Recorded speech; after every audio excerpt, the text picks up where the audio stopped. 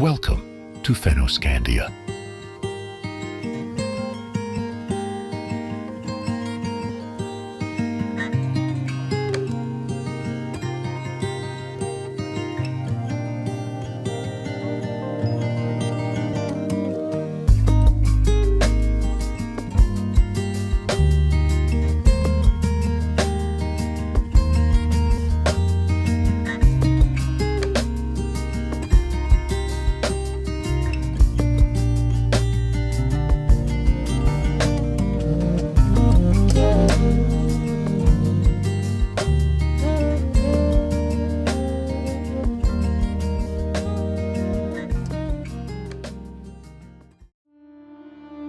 They weren't just fearsome warriors with horns on their helmets.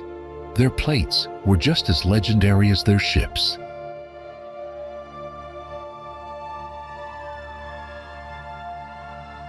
On their travels, these mysterious seafarers gathered exotic spices, turning simple meals into feasts fit for adventurers.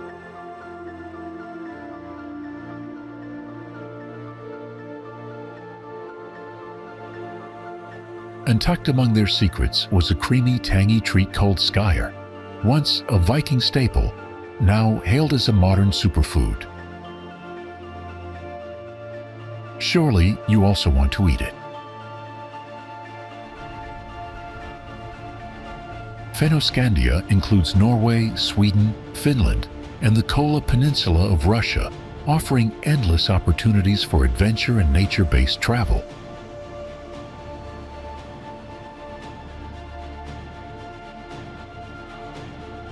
Towering fjords, rugged mountain ranges, and glacier-carved valleys define the western part, while the east is marked by dense boreal forests, countless lakes, and remote tundra.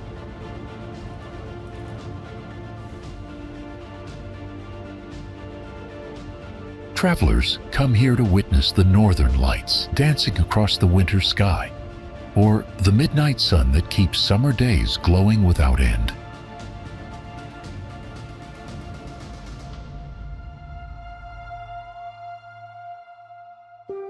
Hiking trails weave through national parks such as Jotunheimen in Norway, Abisko in Sweden, and Koli in Finland, giving access to untouched wilderness.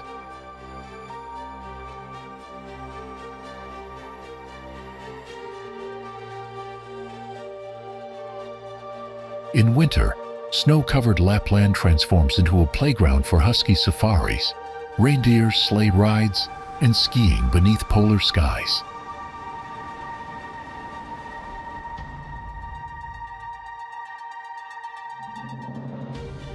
Coastal areas invite exploration by kayak or ferry, with archipelagos like Lofoten and Åland offering discovery trips with family and friends.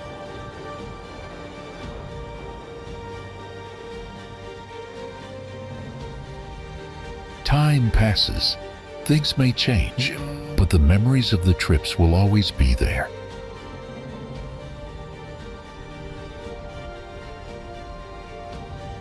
If you're dreaming of unforgettable travel memories, the best time to begin is now. Let us guide the way.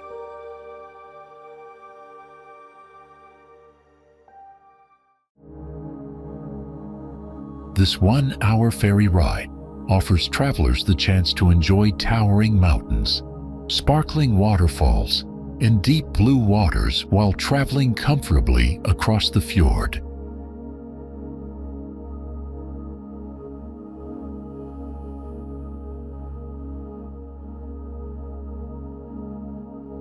The vessels serving this route are traditional car ferries, making it possible to bring your car and include the trip in a road journey.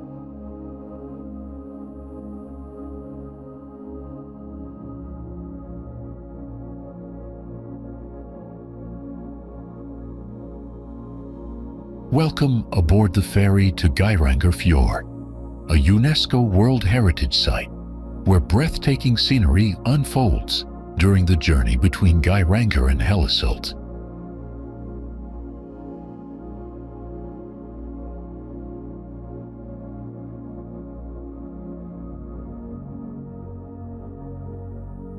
Norway was covered by vast ice sheets during the last ice age, which carved valleys, shaped fjords, and pressed down the landscape.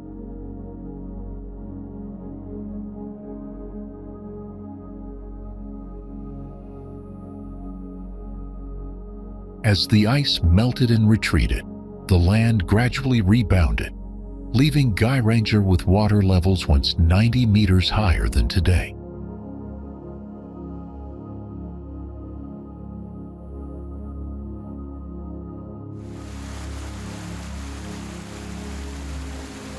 Currently, Geirangerfjord plunges to about 300 meters deep, nearly equal to the surrounding mountains that rise dramatically above the fjord.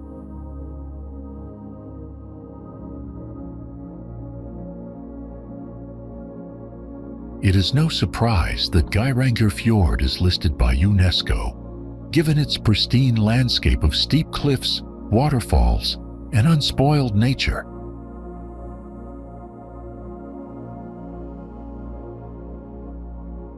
Visitors can admire the Seven Sisters and the Suder waterfalls, along with small, isolated mountain farms that remain untouched and difficult to access.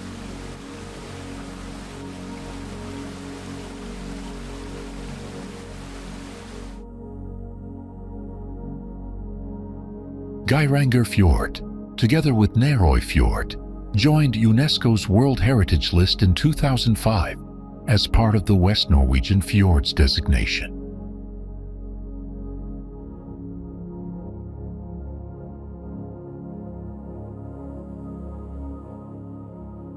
At the end of the fjord lies Geiranger village, home to 250 residents, welcoming hundreds of thousands of tourists between May and early September.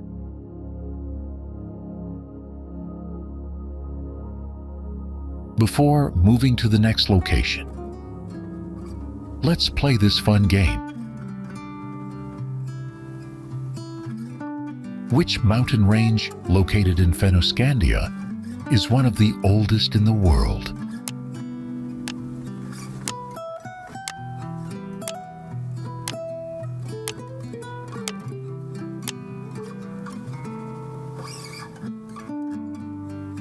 Feel free to give your answer in the comments section.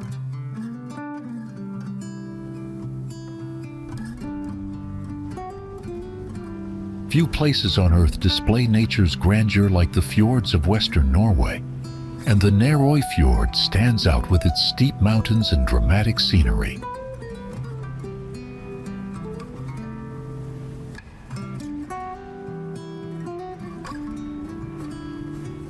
The fjord is framed by towering slopes rising 1,800 meters high, wild cascading waterfalls, and a cultural landscape that still feels remarkably alive and authentic.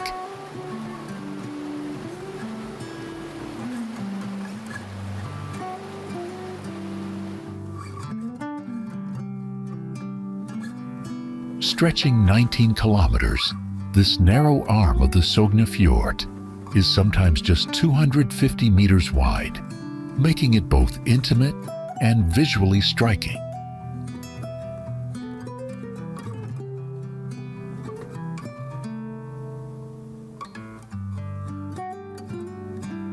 Magnificent mountains surround the fjord vertically, with countless waterfalls tumbling down powerfully into the still waters below, creating a breathtaking natural panorama.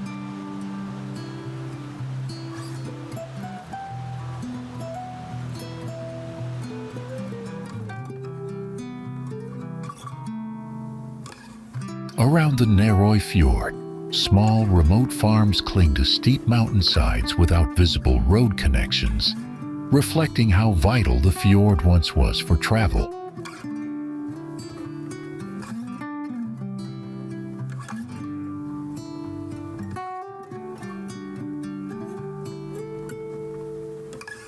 Cruises through this setting reveal snow-capped mountains, thundering waterfalls, and picturesque farms perched on cliffs, offering passengers one of Norway's most dramatic experiences.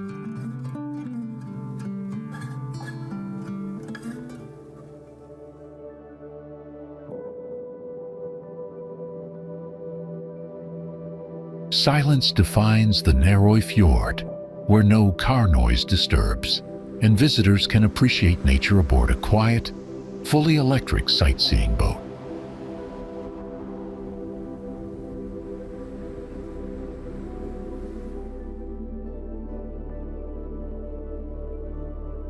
The innovative vessel, Future of the Fjords, launched in 2018, glides soundlessly with its carbon fiber body, floor-to-ceiling windows, and elegant Scandinavian interior.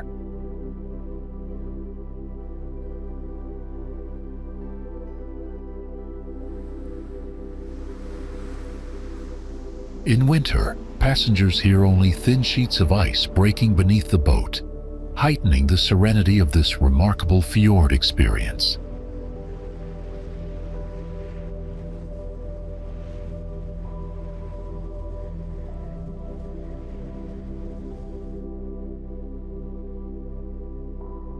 Running year-round, the boat route between Gudvangen, Åland and Flåm provides one of Europe's most spectacular and unforgettable fjord journeys. If you are watching this, please click the subscribe button in the corner of the screen. It's completely free, but means a lot to us.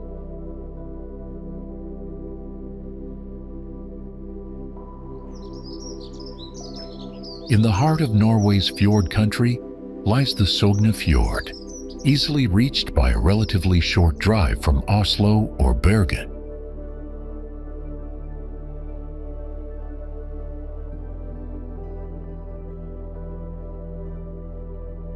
Like most fjords in Norway, the Sognefjord was carved by massive glaciers during the last ice age, around 10,000 to 15,000 years ago.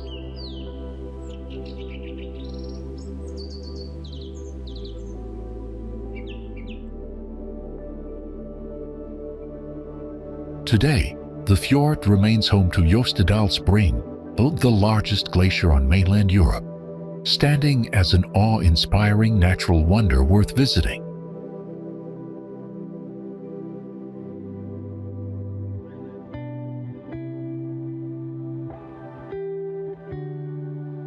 Human presence along Sognefjord stretches back to the Stone Age, with rock carvings and archaeological sites showing early activities like fishing, hunting, and gathering.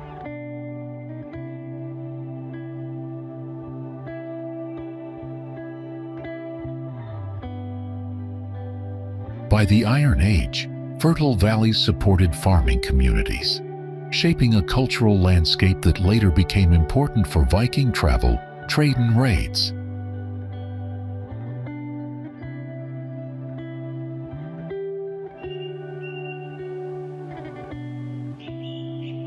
The village of Gudvangen, located at the head of the Nærøyfjord branch, preserves Viking heritage through burial mounds and artifacts from the Norse period.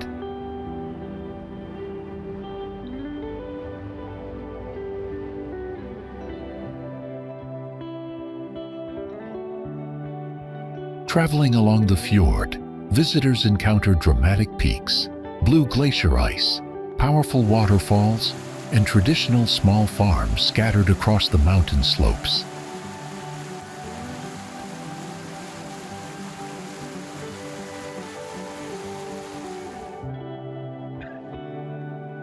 Unique fjord villages create the Sognefjord's special charm, offering cultural heritage, picturesque landscapes, and activities that blend nature, history, and everyday life.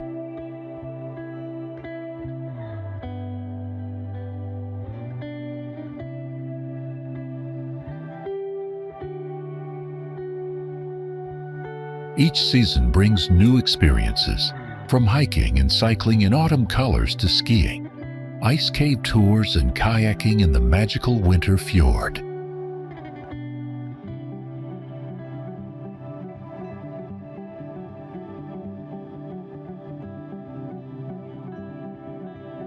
Spring then transforms the landscape with blossoms and snowy peaks, making it one of the most enchanting times to explore the Sognefjord region.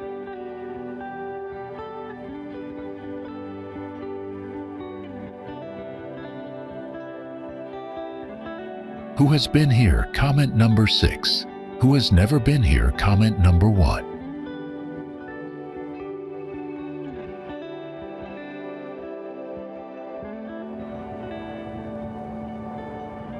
Hardangerfjord, the world's third longest fjord, is home to towering mountains, lively villages, glaciers, national parks, and delicious culinary specialties, representing Norway's finest experiences.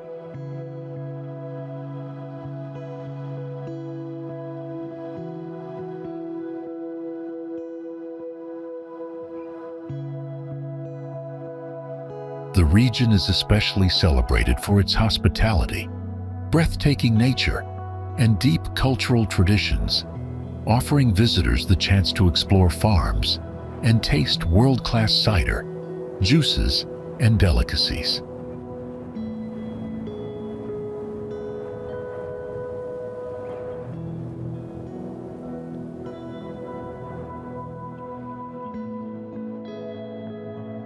Located only 1 hour from Bryggen and its international airport, Hardanger has become an easily accessible paradise for travelers seeking authentic fjord adventures.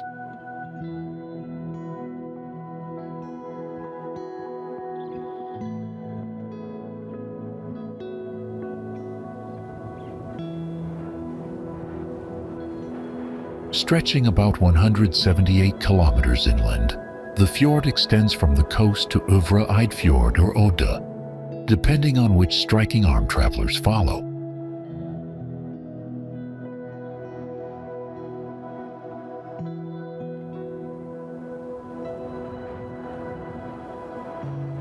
While seeing Hardangerfjord from the road is impressive, venturing onto the fjord by boat provides a far richer and more immersive experience.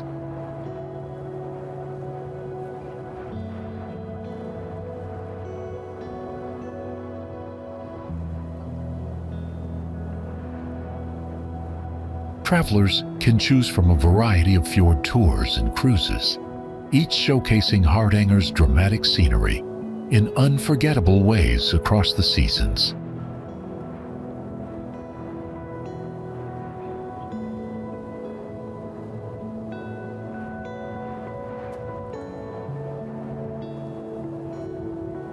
The greatest range of options is available during summer, but spring and autumn provide equally appealing alternatives with peaceful surroundings and colorful landscapes.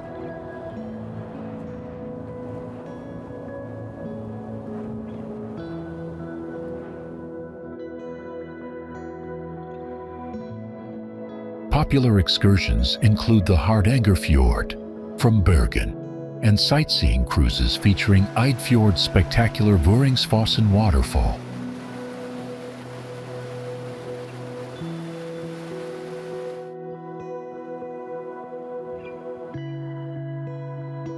If Norwegians were asked to share images symbolizing their country, many would select Hardanger's springtime orchards in breathtaking full bloom.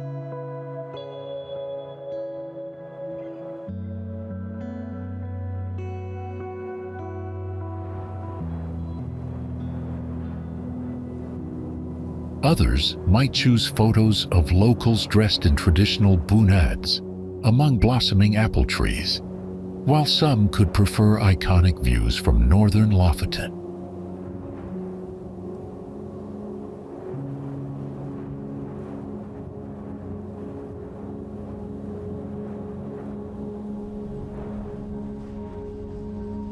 The mountain plateau, measuring roughly 25 by 25 meters, was likely formed about 10,000 years ago through frost erosion and glacial forces.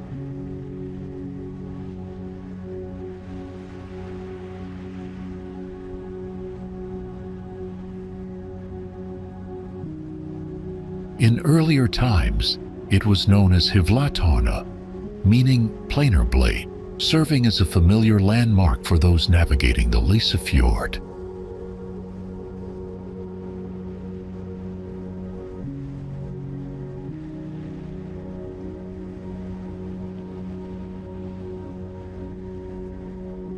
Preikestolen, often called pulpit rock, could easily be considered a masterpiece of landscape architecture, perfectly symbolizing the dramatic beauty of Norway's scenery.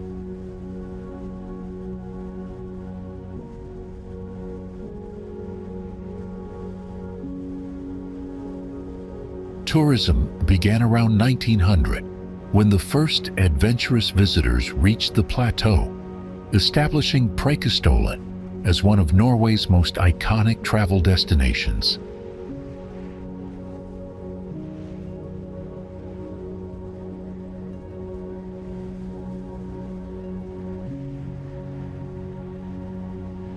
Although visitor numbers have risen, geologists have monitored the site's stability since the 1990s, confirming that the plateau remains entirely safe.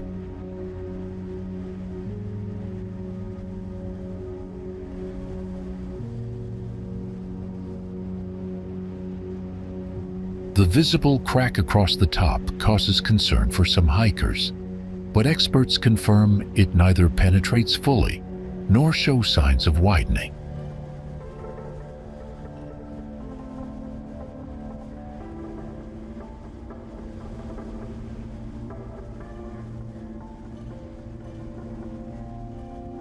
Its name, translating to preacher's chair, reflects the formation's striking resemblance to a pulpit, symbolizing both natural wonder and cultural meaning.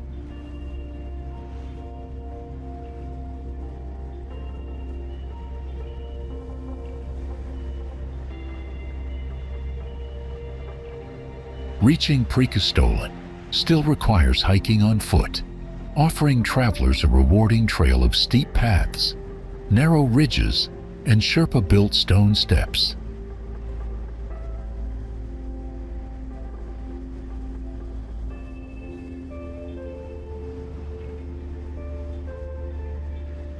The round trip is 8 kilometers and takes about 4 hours, with year-round access and guides available off-season through Explore Lysefjorden.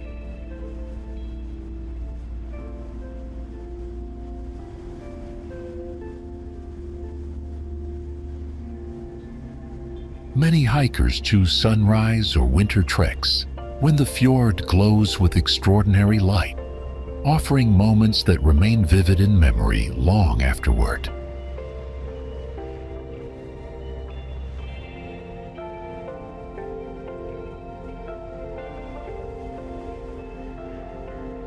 Do you think hiking here is possible for you?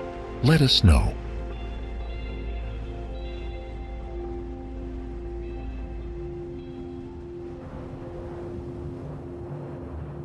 The famous rock formation juts 700 meters above Ringedalsvatnet Lake and extends outward at a right angle, 1,180 meters above sea level.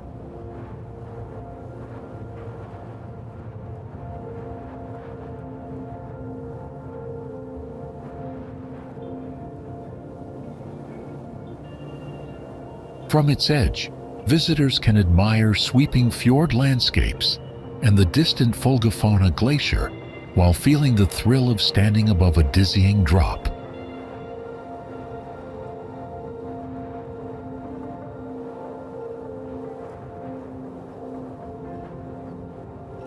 Hardanger's scenery is spectacular, and hikers to Trolltunga are rewarded with an extraordinary experience unlike anywhere else in Norway.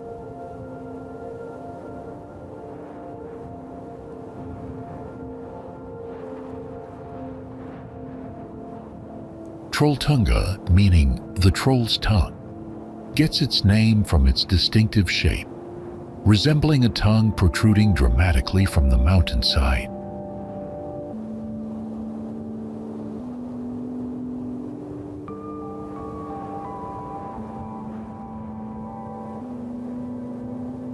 Each year, approximately 90,000 visitors make the challenging journey, many joining guided tours available in every season, including summer hikes or snowshoe treks.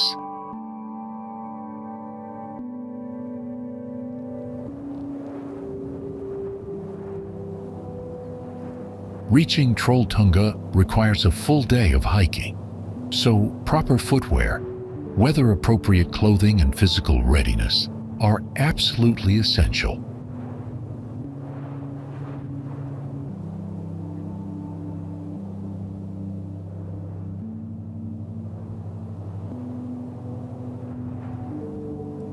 All guided tours are led by experienced professionals who ensure safety, provide support, and make the demanding trek more manageable for participants.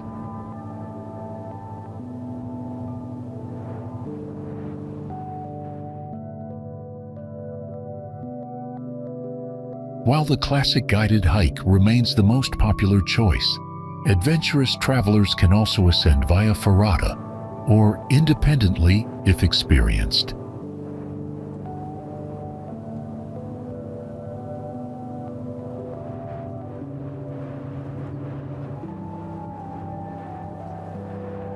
For those seeking something special, overnight stays in mountain domes allow guests to witness Trolltunga's sunset and sunrise in complete solitude.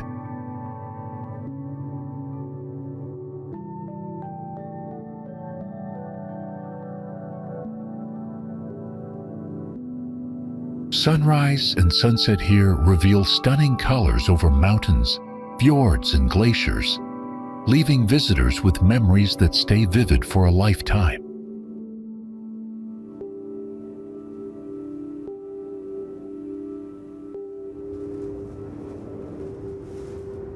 From late May to mid-July, the midnight sun brightens the skies, while northern lights dance from September until the middle of April.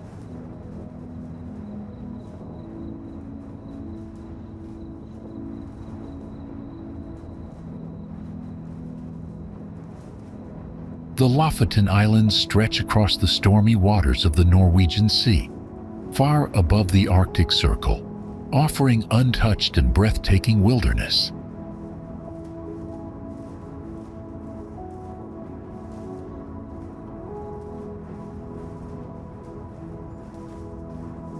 This region features towering mountains, dramatic fjords, seabird colonies, wide sandy beaches, and charming fishing villages filled with local culture.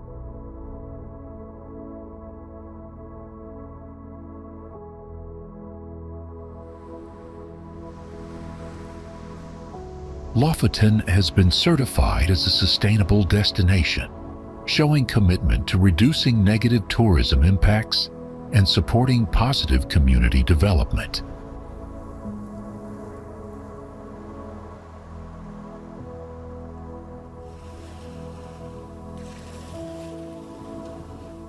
Its varied landscapes make it perfect for activities such as hiking, skiing, fishing, ocean rafting, scuba diving, horseback riding, and even Arctic surfing.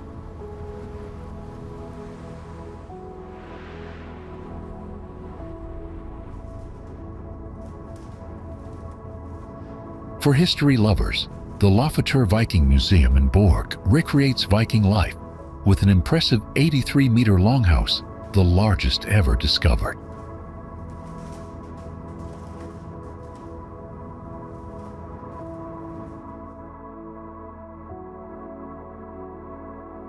Thanks to the warming influence of the Gulf Stream, the islands enjoy a milder climate than most regions at the same latitude.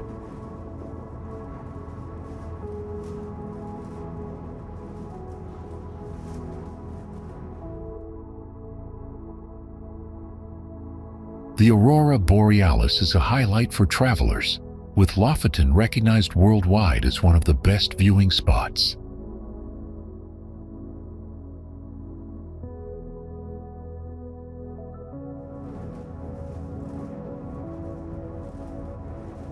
Local residents support visitors by offering guided tours and tips for finding the most stunning locations to see the lights.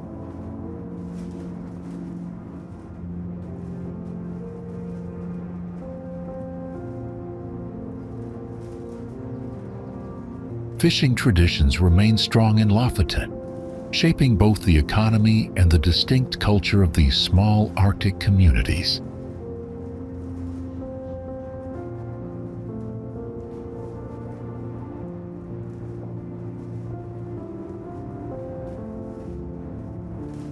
Where do you want the next video to be? Let us know, we will surprise you.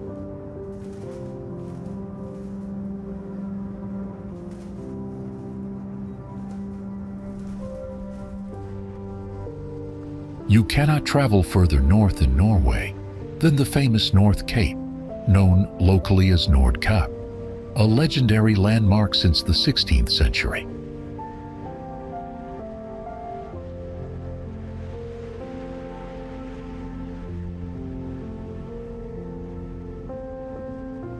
Since 1664, travelers have come here to gaze into the endless sea and feel they reached a symbolic destination.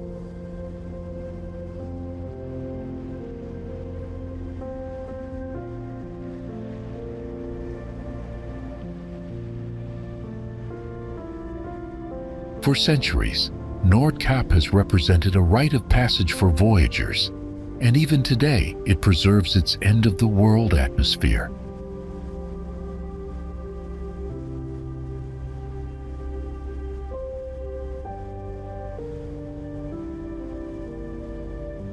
Long before tourism, the area was home to people for thousands of years, with Sami culture developing here over 2,000 years ago.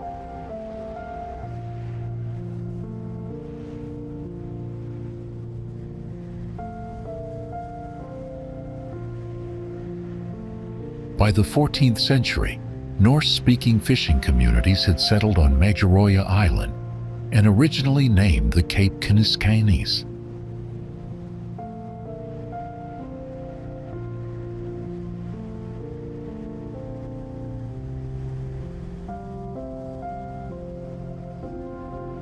Situated at 71 degrees north, the North Cape stands as Europe's northernmost extremity, a 307-meter cliff plunging into the Arctic Ocean.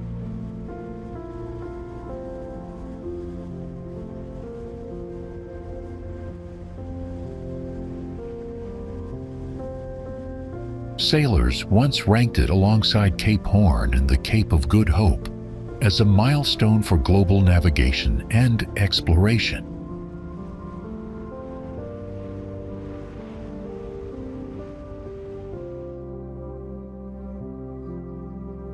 The globe monument at the clifftop has become an iconic symbol, drawing countless visitors who want the perfect photograph.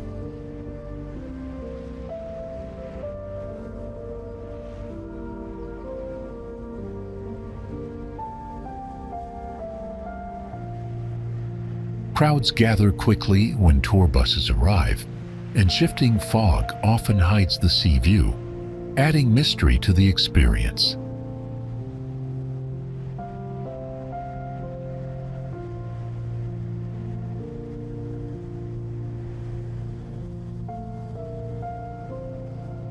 Today, visitors can even reach Nordkapp in winter by following snowplows, witnessing its raw, icy beauty in Arctic storms.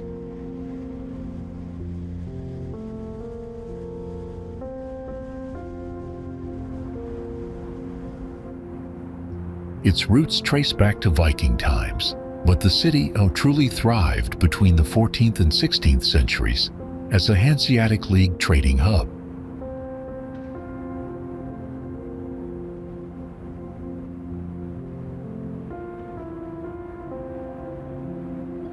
Bryggen lies on Norway's west coast, surrounded by fjords, and is both a UNESCO World Heritage City and European City of Culture.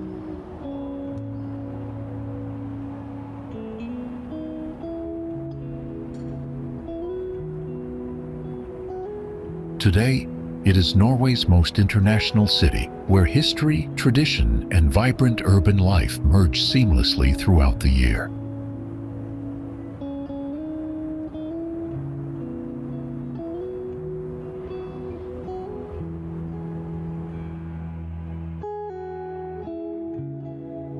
Since King Olav Kyrre founded it in 1070, the city has drawn travelers and merchants from across Europe and beyond.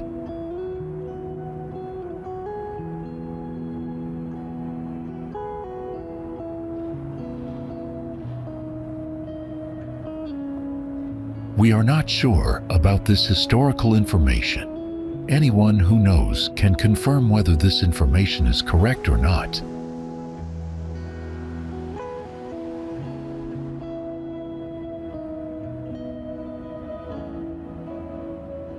By the 13th century, Bryggen became one of Europe's key centers for trade, shipping, and craftsmanship, with a Hanseatic office on the wharf.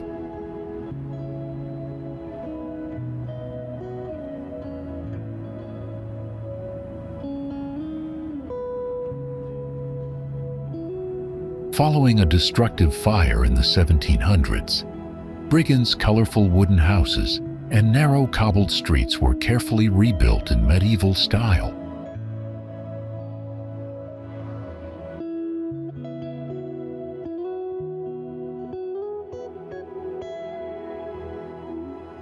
To explore Bryggen's past, visit the Bryggen Museum or the Hanseatic Museum, which showcase the city's unique medieval heritage.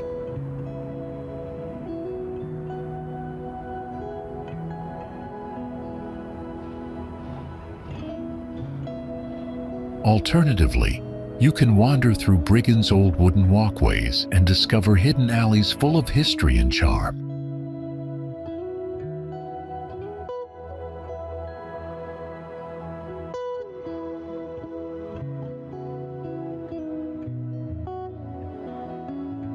When the sun shines, the waterfront is a perfect spot to sit outdoors at lively restaurants overlooking the historic harbor.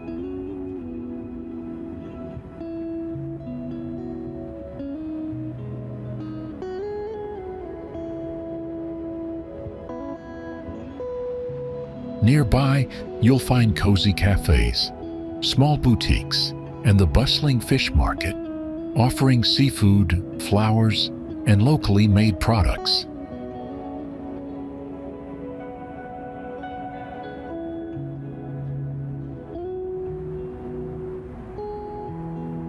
Since its opening, the Oslo Opera House has become world famous, with striking architecture that appears to rise directly from the Oslo fjord.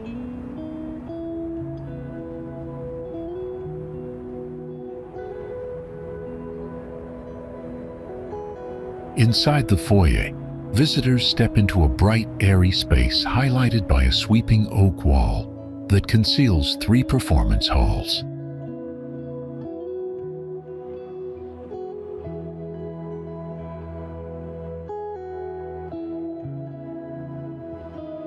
At the center lies the main stage, where careful acoustic design and golden woodwork create the effect of a giant wooden instrument.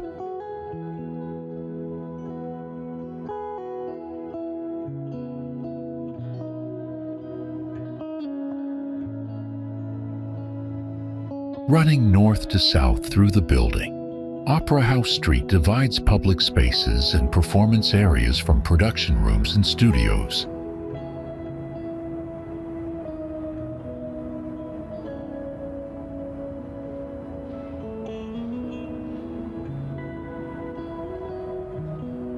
This separation uses clean lines and functional materials, yet large glass windows maintain openness, allowing glimpses into artistic workshops.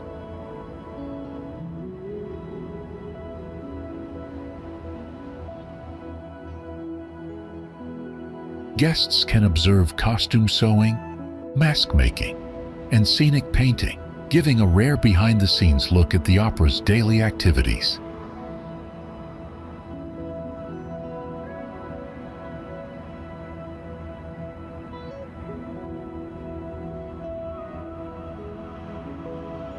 The building's sloping marble roof invites walking, sitting, and enjoying fresh perspectives of Oslo from its innovative outdoor design.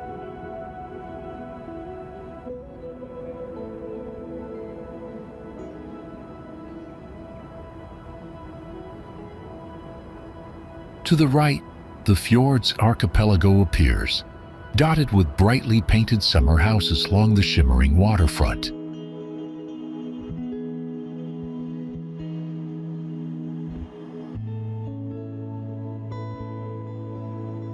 To the left spreads Oslo's urban center, while fairy tale-like hills and mountains rise further back, framing Norway's fast-growing capital.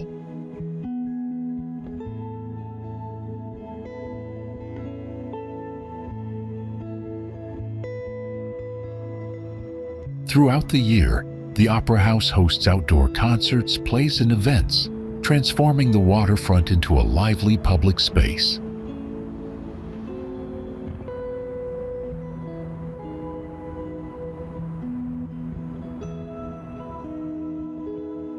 The park represents Gustav Vigeland's life's work, showcasing 212 sculptures in bronze, granite, and wrought iron, alongside his complete architectural design.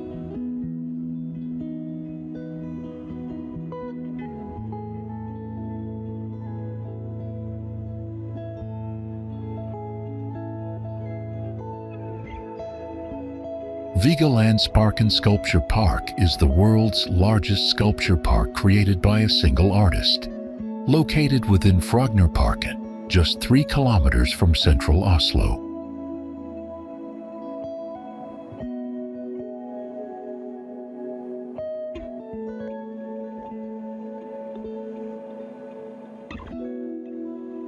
Vigeland sculpted each figure in clay by hand, while skilled craftsmen transformed them into the monumental works visitors admire today.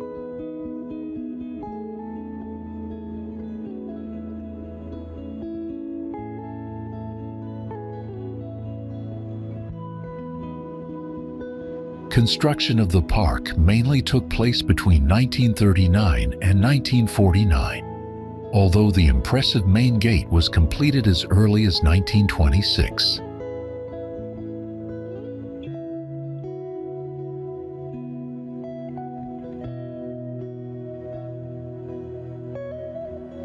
Most sculptures are arranged along an 850-meter axis, including the main gate, bridge, children's playground, fountain, monolith plateau, and wheel of life.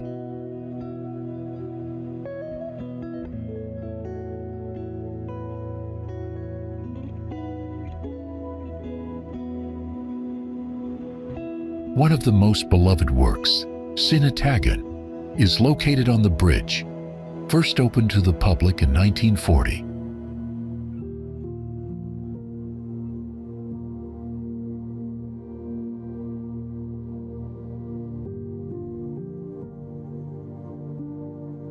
At the park's highest point stands Monolitten, a 14.12-meter granite masterpiece, featuring 121 human figures carved from a single stone.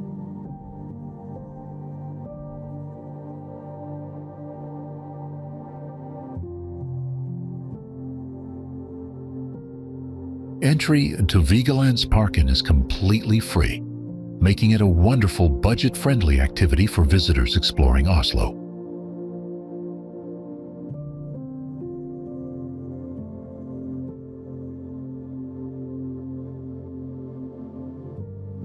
The park is open year-round, 24 hours a day, welcoming visitors to admire its sculptures in every season and at any time.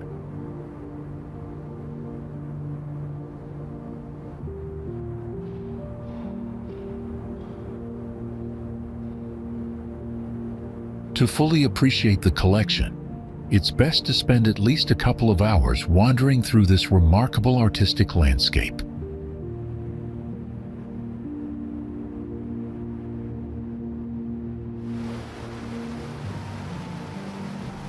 Each year, it welcomes thousands of visitors, and in 2014, Lonely Planet named it the most beautiful train journey worldwide.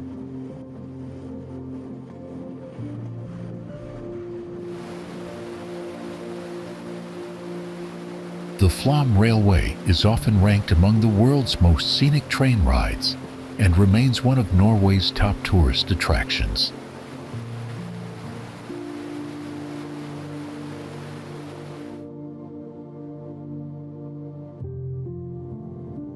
Construction began in 1923 and finished in 1940, marking one of Norway's greatest engineering achievements of the 20th century.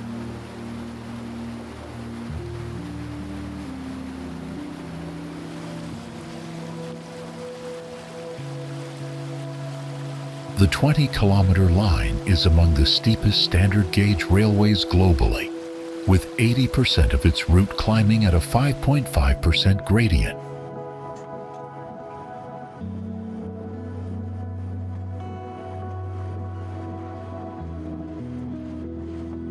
The journey features 20 tunnels, 18 carved entirely by hand, including one remarkable tunnel making a 180-degree turn inside the mountain.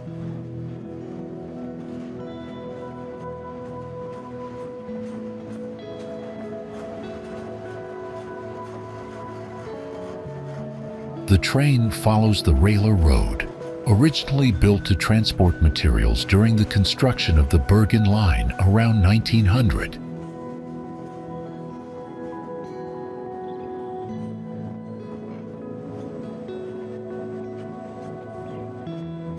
Today, that same Railer Road has become a famous cycling route, stretching from Finns down to the village of Flåm.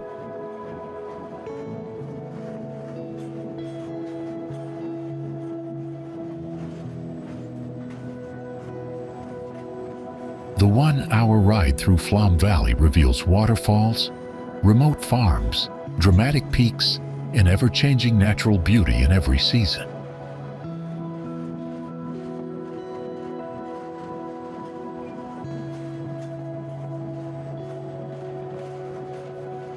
Passengers enjoy breathtaking views of gorges, cascading rivers, snowy mountaintops, and farms clinging to steep hillsides along the way.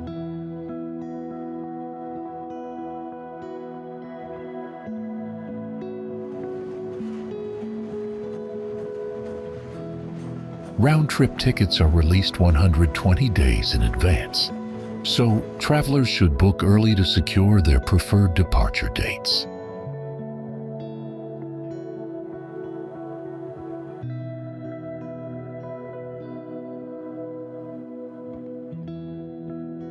Home to only about 66,000 residents, this compact city has an outsized charm that surprises nearly every traveler who visits.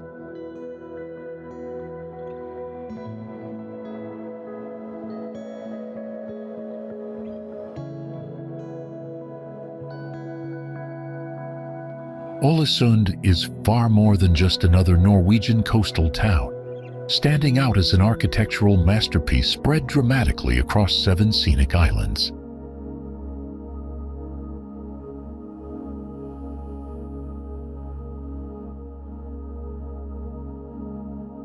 After a devastating fire in 1904, Ålesund was rebuilt in spectacular Art Nouveau style, featuring curved facades, towers, and stunning ornamental details.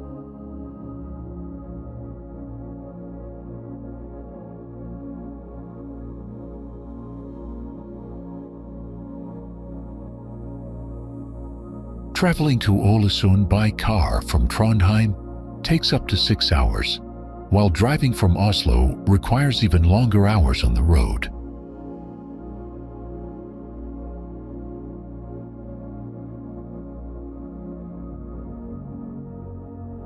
Although the journey is long, the advantage of driving is the chance to stop and admire Norway's breathtaking landscapes along the way.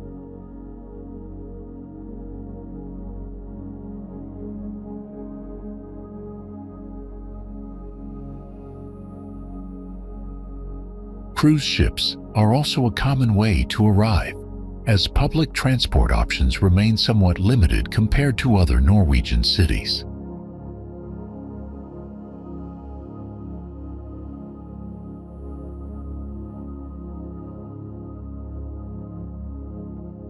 Even a short walk along Ålesund's waterfront lets visitors admire its distinctive architecture, which sets it apart from most other towns.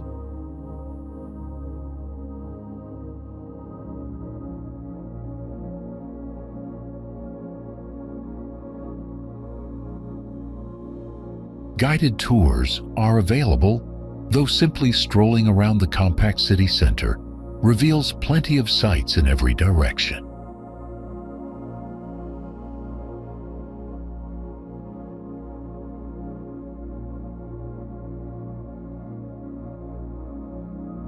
Hotel rooms are limited in the city center, so booking early is recommended to secure accommodation during your trip.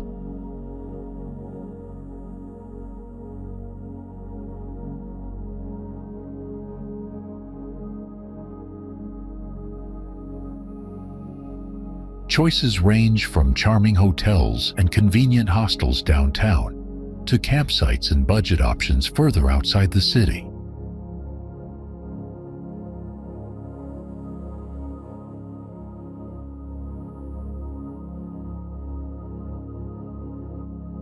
Its northern position has earned Tromsø the nickname Gateway to the North Pole, highlighting its unique geographic significance in Norway.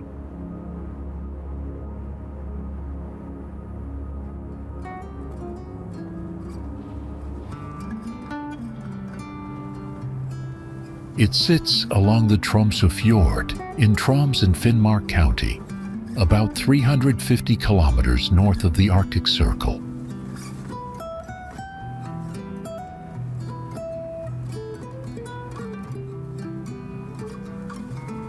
Early visitors were surprised to find locals fluent in French, German, and English, with refined manners and fashionable attire.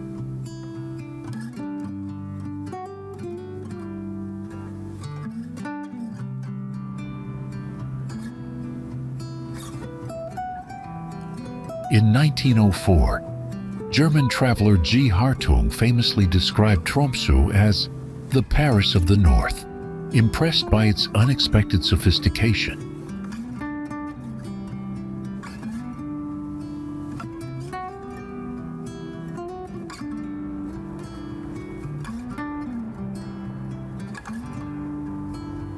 The city center is an eclectic mix of wooden houses, Art Nouveau, brutalist concrete, and modern architecture, fascinating for photographers.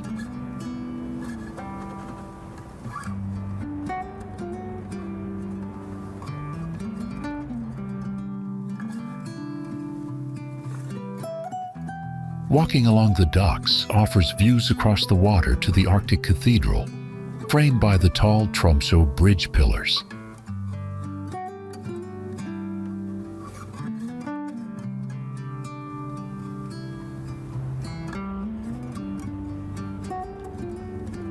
Despite mid-20th century redevelopment, Tromsø remains one of Norway's major historic wooden cities, preserving much of its cultural charm.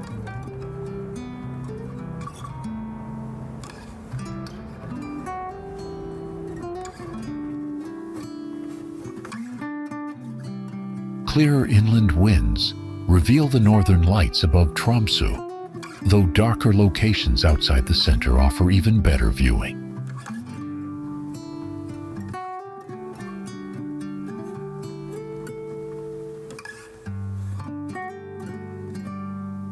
Snowfall can obscure the aurora, but guided tours often lead visitors to clearer skies near the Lyngen Alps or outer islands.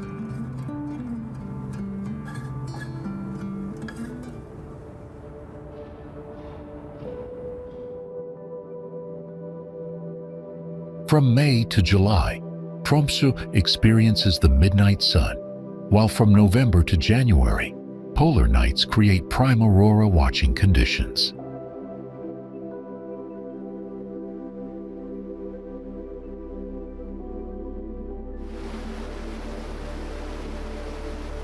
Stepping into Jotunheimen National Park, visitors are greeted by towering peaks, vast glaciers, and deep valleys shaped by time.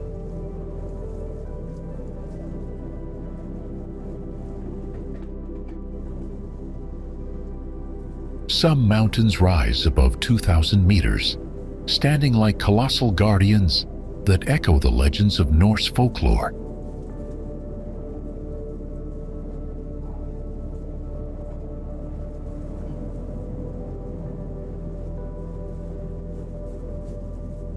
Jotunheimen takes its name from Norse mythology, where it was known as the land of the mighty giants.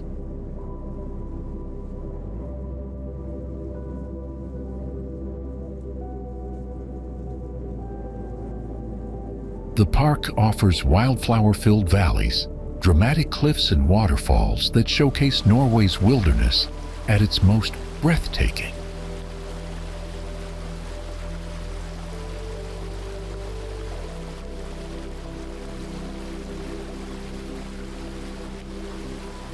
Over 1,000 plant species thrive here, alongside reindeer, elk, wolverines, lynx, and a variety of bird life including golden eagles.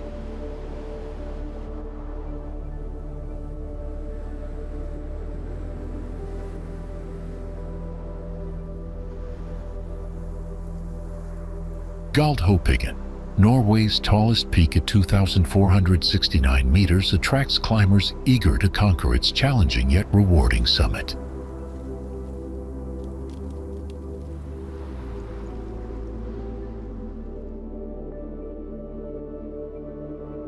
Nearby Glittertind and Store Skagestølsten also draw mountaineers with their imposing forms and alpine beauty.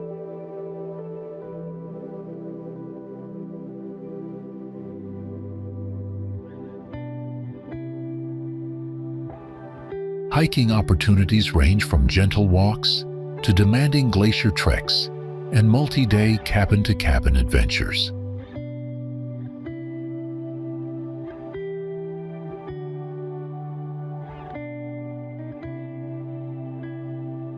The famous Beseggen Ridge Trail lures more than 60,000 hikers yearly with its spectacular views over Lake Gjende.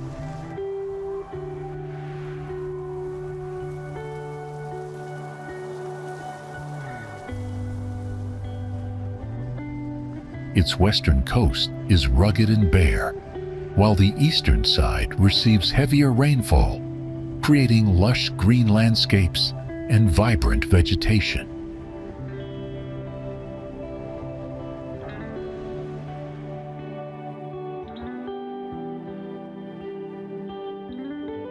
Home to about 7,900 people, Senja's population is concentrated on the eastern coast, with Silsand being the largest village at nearly 1,600 residents.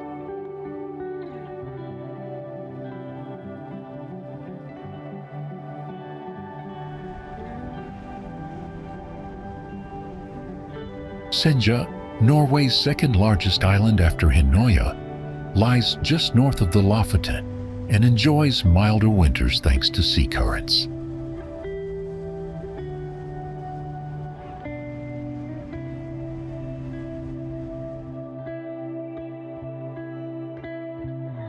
Gibostad, a former trading hub, is among the island's charming fairy tale villages, featuring harborside buildings that are more than 200 years old.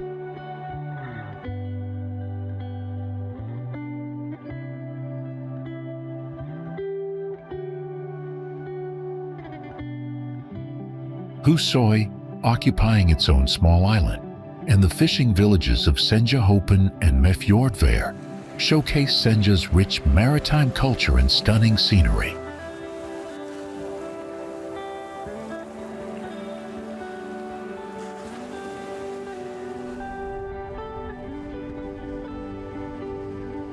Hiking is a highlight here, with the steep Segla Peak rising nearly 650 meters, offering challenging climbs and breathtaking panoramic views.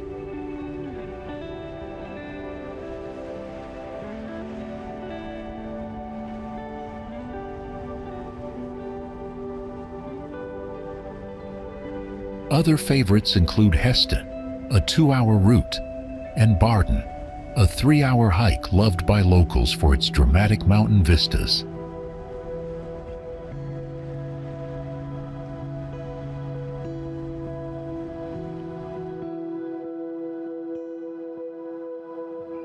Car rentals can be expensive in northern Norway, especially during peak season, making public transportation a practical alternative for visitors.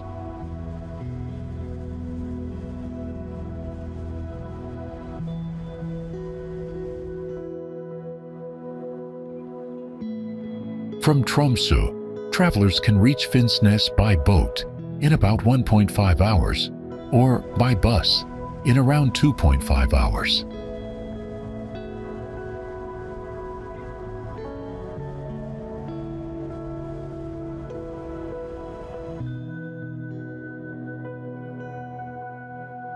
From Finnsnes, buses connect the island 3 times daily, allowing access to Senja's villages, mountains, and scenic highlights at a slower pace.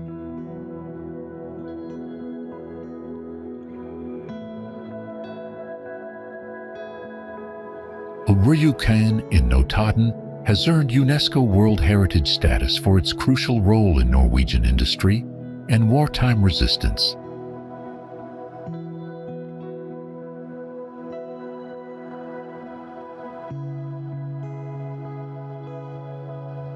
The gunnerside operation, led by Norwegian commandos, is remembered as one of the most daring missions of World War II.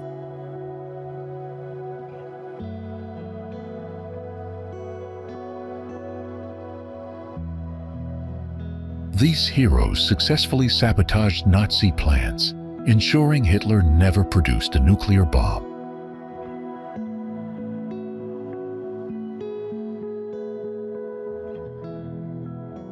The old industrial town remains open to visitors, offering insight into Norway's early hydroelectric achievements.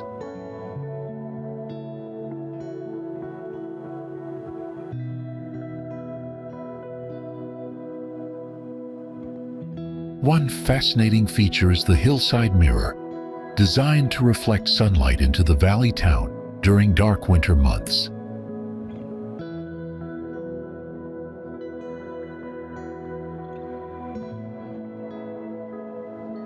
Gausta Mountain, towering at 1,883 meters, can be reached by either a cable car or a tunnel tramp.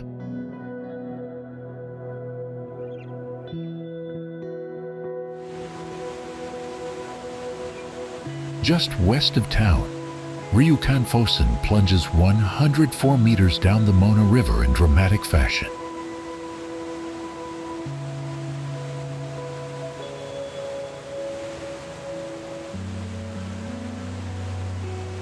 This powerful waterfall was once illuminated with electric floodlights, making it a pioneering attraction in Norway.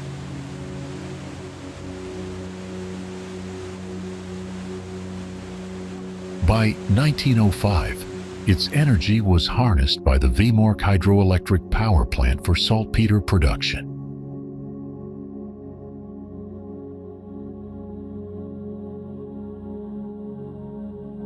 The surrounding valley still showcases the legacy of Norway's industrial innovation and resilience.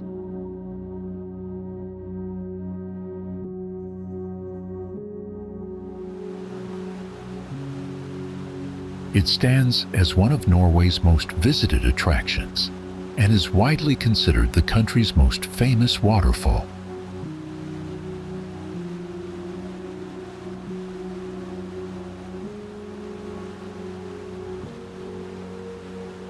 Located along the Norwegian scenic route Hardangerfjord, the site has seen major upgrades in recent years.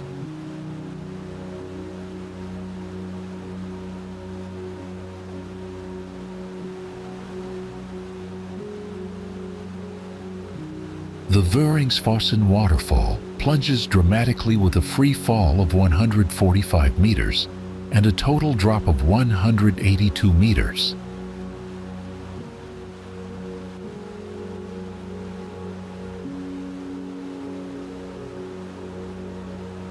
In 2020, a striking pedestrian bridge was unveiled, spanning 47 meters and featuring 99 steep steps.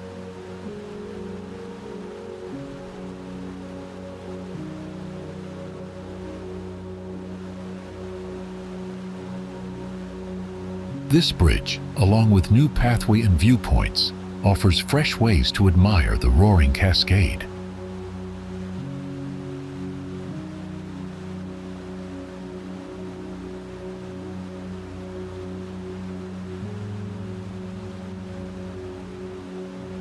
Although open year-round, Vøringsfossen is most impressive between May and October, especially during spring and autumn.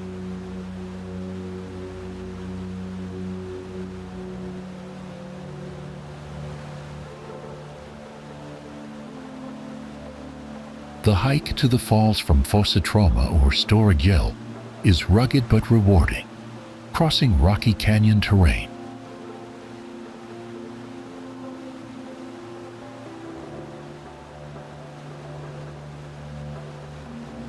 Visitors should wear sturdy footwear, as the wet stones near the waterfall can be slippery and dangerous.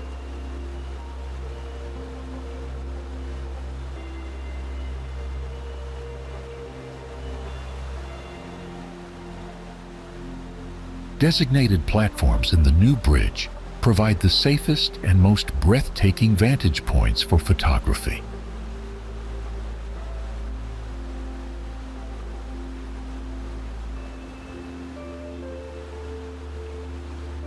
Warm, waterproof clothing is essential, since rain, wind, and spray from the waterfall are common throughout the year.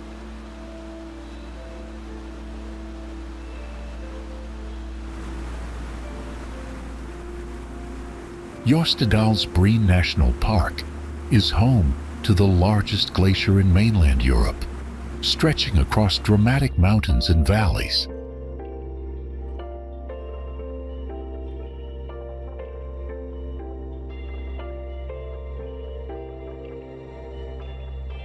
The glacier, known as Jostedalsbreen, dazzles with sharp blue ice that appears larger than the towering peaks around it.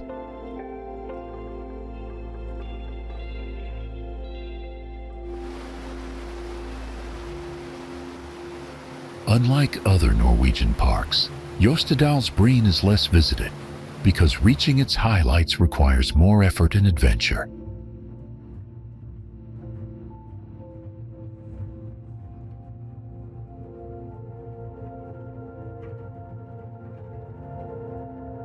While a few sections are accessible by car, most of the glacier can only be reached by long hikes or guided tours.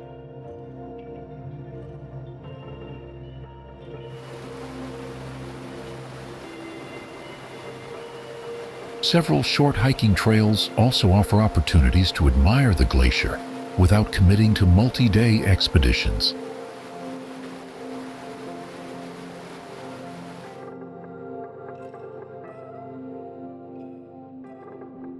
The most exciting way to experience Jostedalsbreen is by joining a guided glacier hike with expert instructors.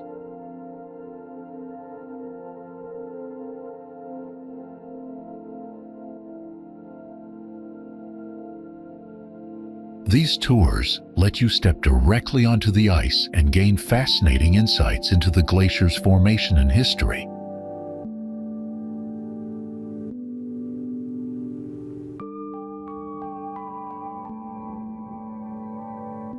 From November through May, skiing tours allow visitors to explore the glacier in an exhilarating way.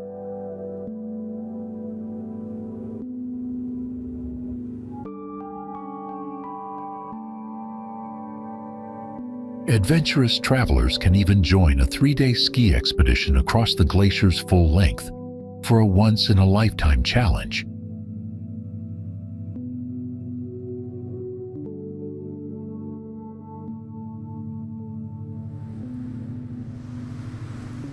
In summer, climbers from around the globe arrive to tackle the steep and rugged summits of this alpine paradise.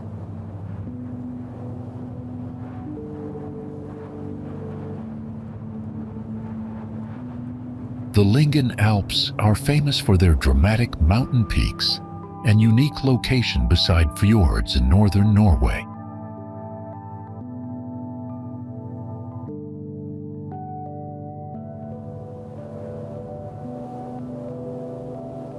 For those who prefer lighter adventures, there are plenty of scenic routes and lower elevation trails to explore.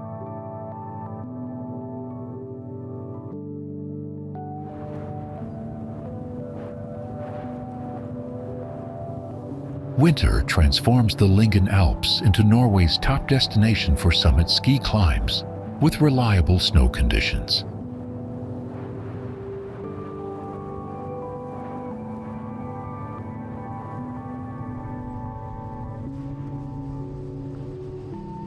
The ski season begins variably, often as early as October, with the northern lights illuminating the sky for night tours.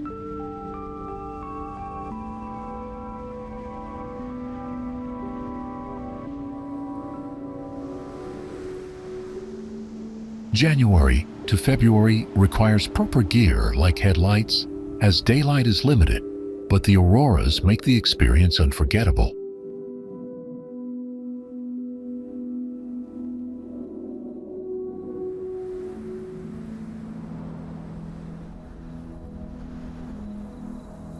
March and April are considered the prime months for ski touring, with abundant snow, long days, and pleasant weather.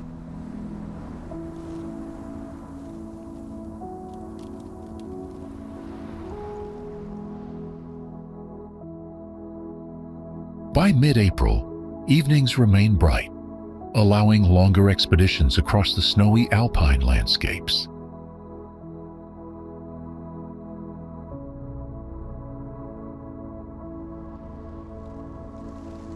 From May to June, skiers enjoy the surreal experience of touring under the glowing midnight sun.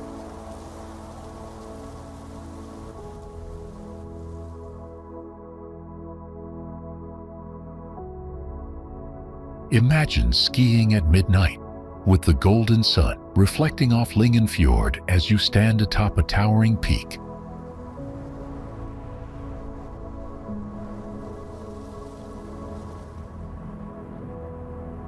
The city was founded in 997 by King Olav Tryggvason and became Norway's Viking capital until 1217.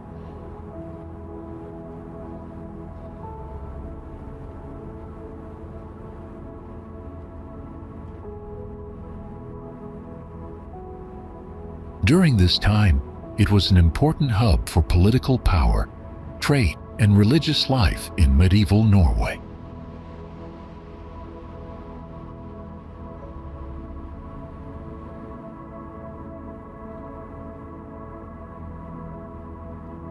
King Olav II, who tried to convert the Norse people to Christianity, was buried in Trondheim after his death.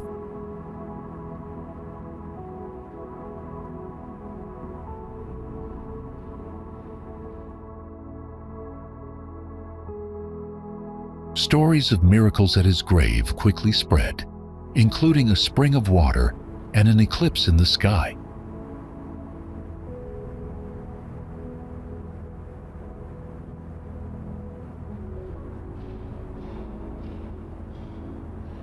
When his body was later exhumed, it was said to be incorrupt, leading to his sainthood as Saint Olav.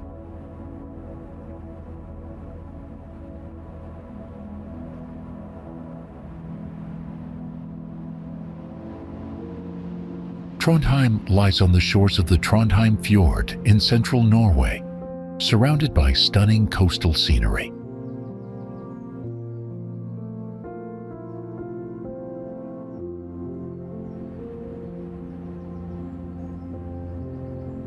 Modern Trondheim is home to the Norwegian University of Science and Technology, attracting students from around the world.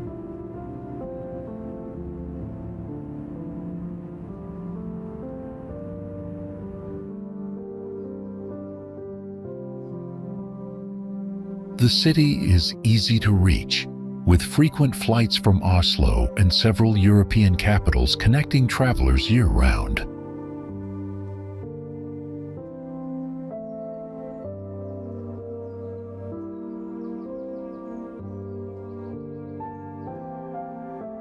Once there, visitors often explore on foot, as the compact city center makes sightseeing simple and enjoyable.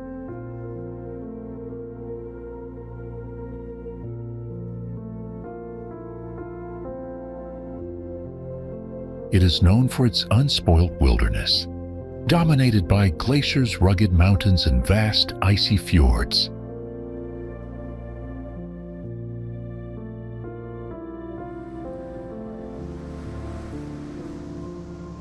The islands stretch across high Arctic latitudes from 74 degrees to 81 degrees north, making it one of the world's northernmost inhabited regions.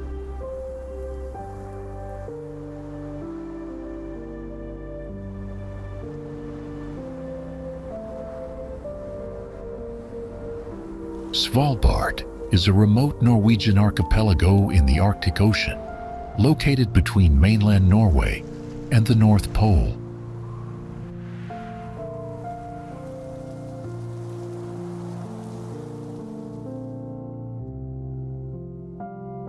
Longyearbyen, the administrative center, is the northernmost town on Earth, with around 2,100 residents from nearly 50 countries.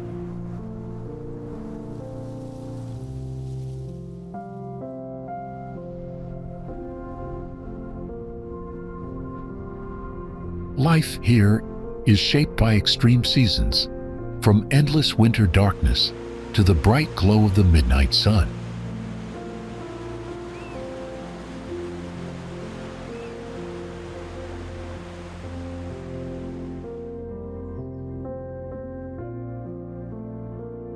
Visitors are drawn to its dramatic landscapes, Arctic wildlife, and rare sense of tranquility far from civilization.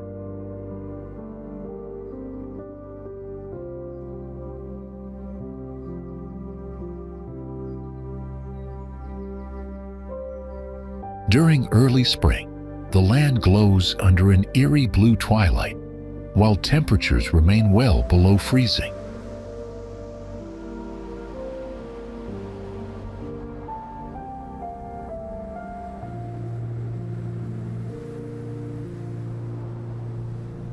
This period is perfect for snowmobiling and dog sledding adventures across Svalbard's snowy expanses.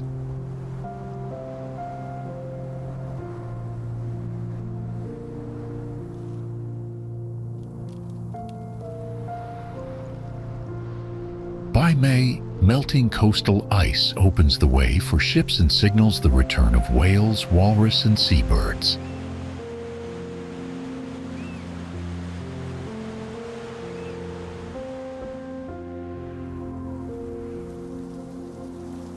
Summer transforms the tundra with bursts of color, offering a stark contrast to the icy winters that define the archipelago.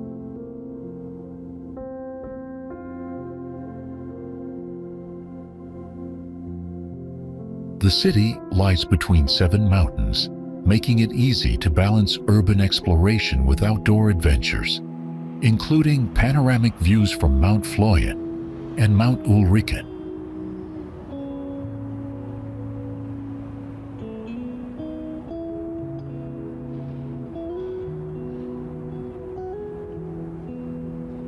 Bergen, Norway's second-largest city, still feels intimate, with wooden houses clinging to mountainsides and narrow lanes filled with small cafes, shops, and local charm.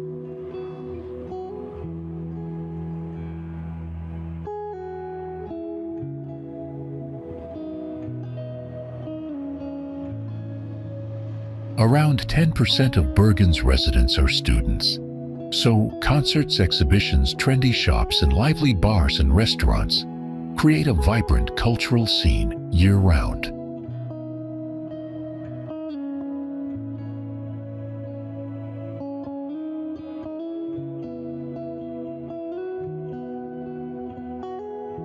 It is also the gateway to UNESCO-protected fjords, where visitors can enjoy boat trips and experience Norway's breathtaking coastal landscapes up close.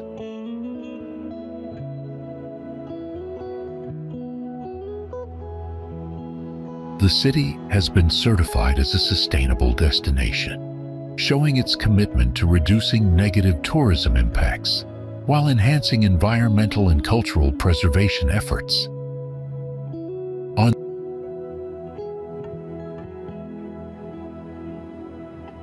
On sunny days, Bergen glows with blue seas, fresh trees, sparkling glass windows, and brilliant climbing flowers illuminated by sunlight, stretching until late evening.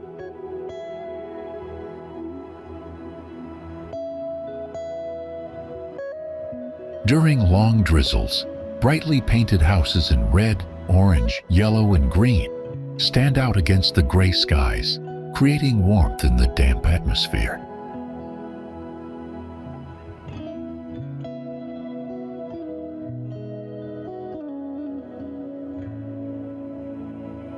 Historically, Norwegians painted wooden houses with whale blood from hunts, giving walls durability and deep red tones suited to the region's humid climate.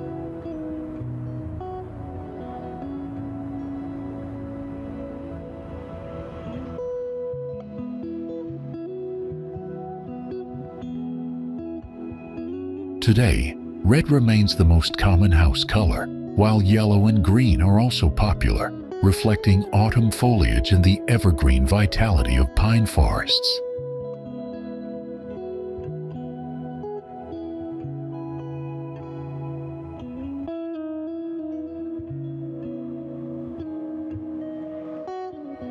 The best time to visit Bergen is June through August, when warm weather, long days, and lively festivals showcase the city's culture and energy.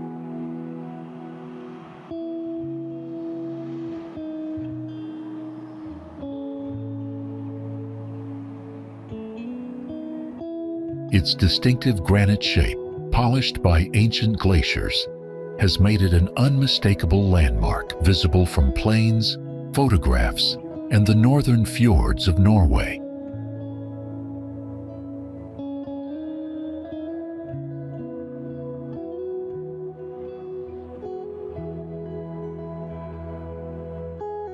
Located at the head of Stefjorden, this towering monolith has long served as a crucial navigation marker for sailors traveling the rugged Norwegian coast.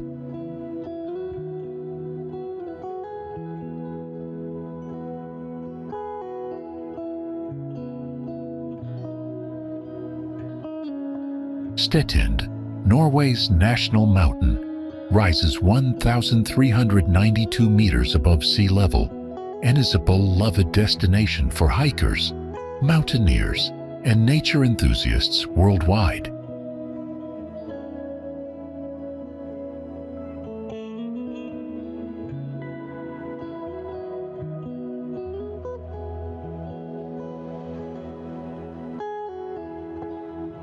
For centuries, the mountain has inspired climbers, photographers, and artists who are drawn to its dramatic slopes and the way it plunges directly into the sea.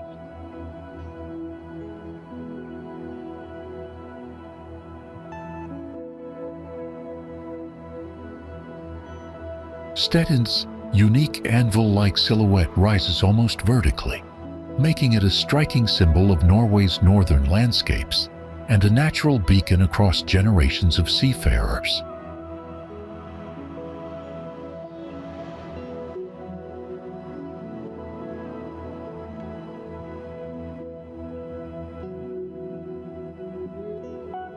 In 2002, the mountain was officially declared Norway's national mountain, affirming its cultural importance and popularity among peak climbers seeking unforgettable alpine experiences.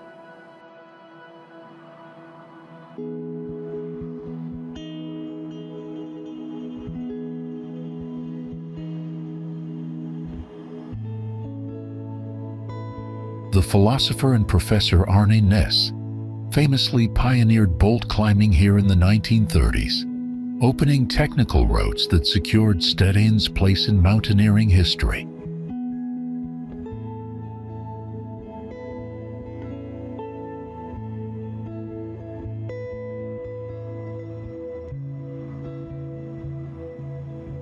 Climbers who reach its summit are rewarded with sweeping views of fjords, peaks, and ocean, a sight that leaves lasting impressions on every visitor.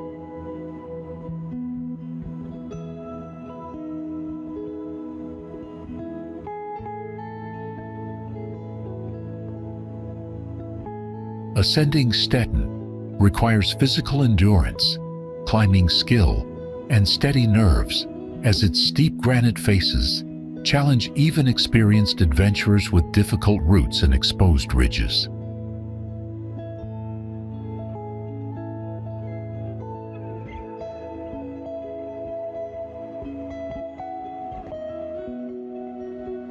Those who succeed in scaling its heights often describe the climb as one of Norway's most breathtaking and challenging mountain adventures.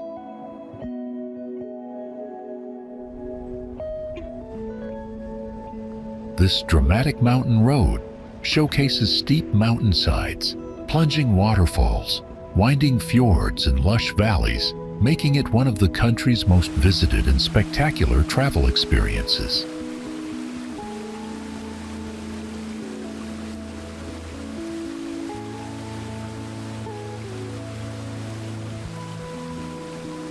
The road itself is an engineering marvel, but the surrounding natural scenery surpasses everything, offering visitors a thrilling blend of grandeur and raw wilderness.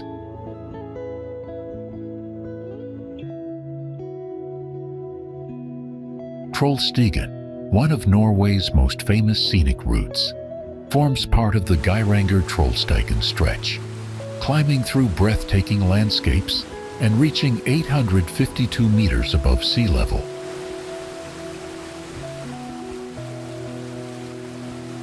Colossal peaks dominate the horizon, including Bispen at 1,462 meters, Kongen at 1,614 meters, and Droninga at 1,544 meters, rising proudly west of the road.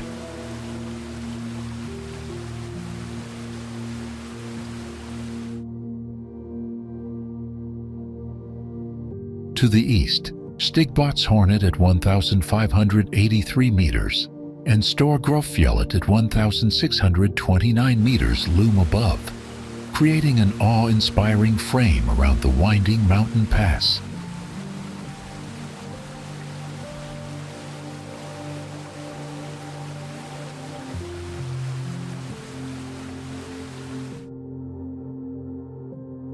Looking down from the hairpin bends gives visitors a tingling sense of scale, as the valley floor stretches far below under towering rock walls.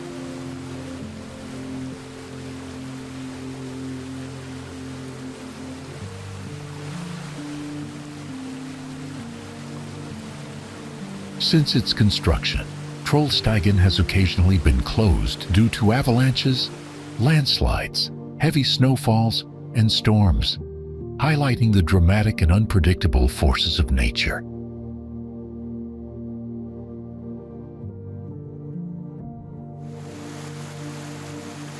These closures affect both summer and winter travelers, making it essential to stay updated on official Norwegian road conditions before planning a journey here.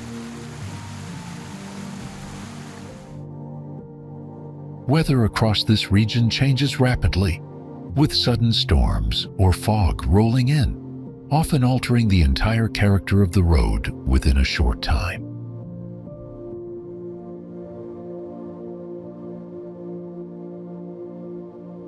Travelers are strongly encouraged to check updated forecasts before setting off, ensuring the safest and most enjoyable experience on this legendary Norwegian mountain route.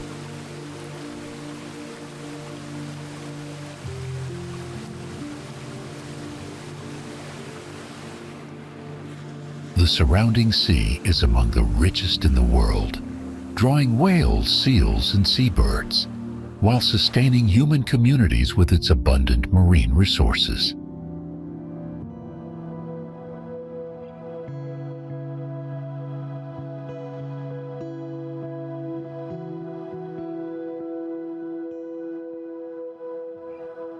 Beyond the rugged coastlines, fertile farmland, lively towns, green forests, and striking mountains showcase a surprising diversity of landscapes across the archipelago.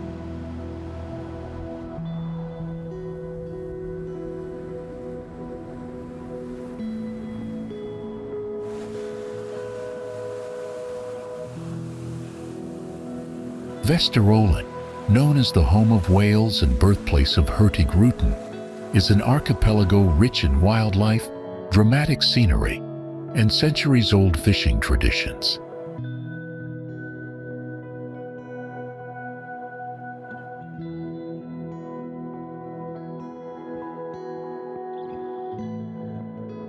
Graceful bridges connect the islands, offering travelers sweeping views of the sea and mountains, while linking villages steeped in history and coastal culture.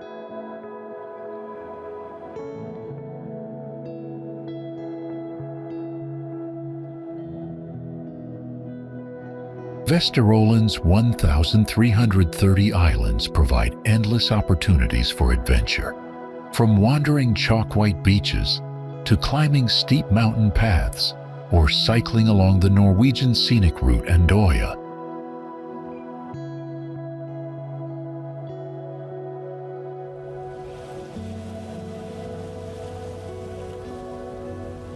Winter brings exciting activities like ski touring and snowshoe hikes, giving visitors unique ways to explore the region's pristine Arctic nature.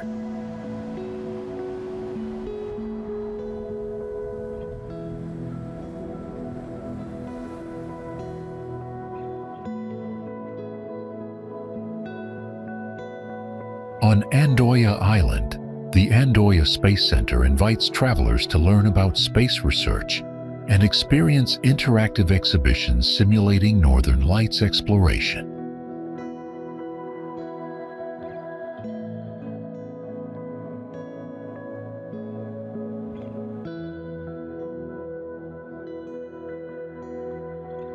Picturesque fishing villages with colorful roerbuer line the coast, where fishermen and traders have lived and worked for generations.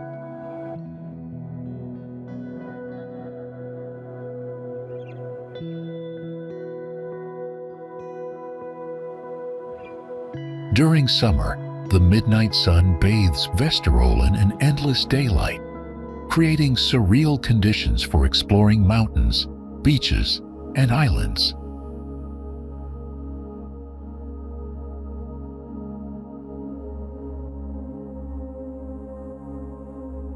In winter, dark skies and crisp air provide ideal conditions for admiring the magical northern lights shimmering above the Arctic landscape.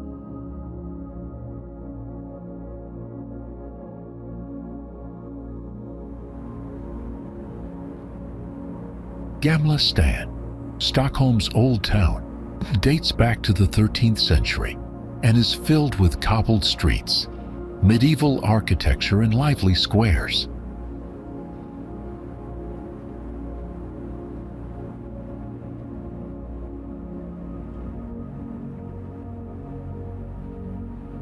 Stortorget, the oldest square, was once lined with merchants' houses, but is infamous for the 1520 Stockholm bloodbath, ordered by King Christian II of Denmark.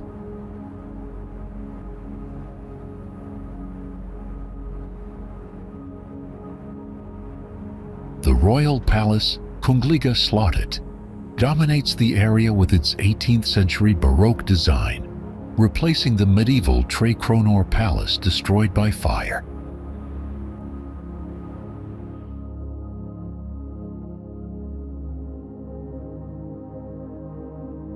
In the 19th and early 20th centuries, Gamla Stan was considered a slum, with neglected historic buildings and crowded conditions.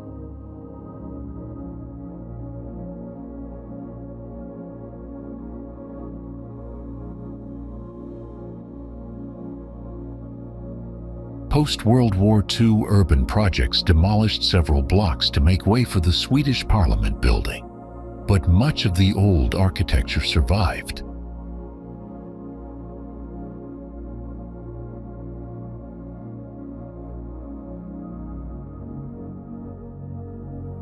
By the 1970s, appreciation for medieval and Renaissance heritage revived the district, restoring its reputation as a beautiful and culturally rich area.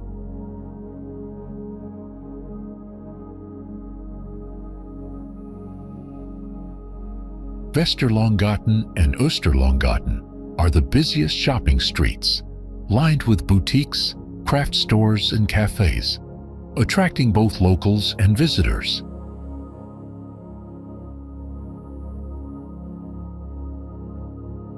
Beyond the main streets, narrow alleys reveal hidden courtyards, colorful houses, and smaller museums worth exploring.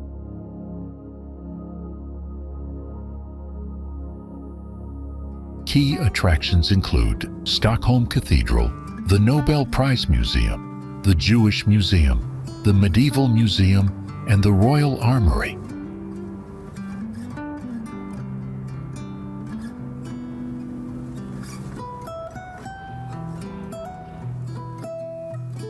National Geographic recently listed the archipelago among the world's top destinations for 2025.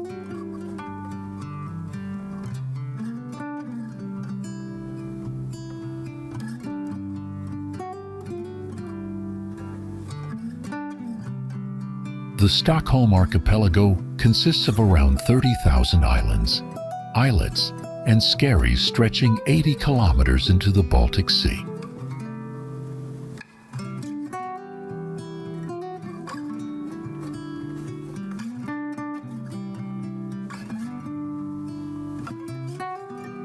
Its formation began during the Pleistocene Ice Age, when massive glaciers pressed down on the Earth's crust in Scandinavia.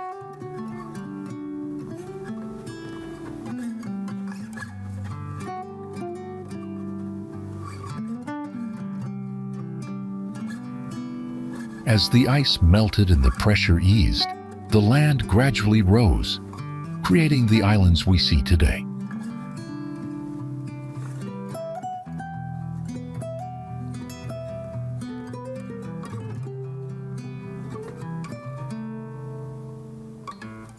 Depressions left by retreating ice sheets filled with seawater, shaping the bays, inlets, and channels of the archipelago.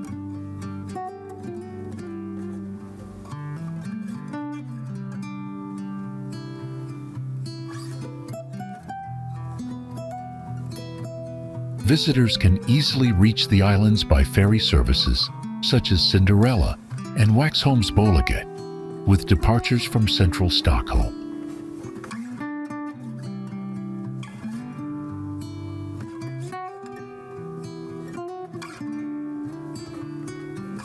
Kayaks and bicycles are widely available for rent, offering a flexible way to explore the varied landscapes.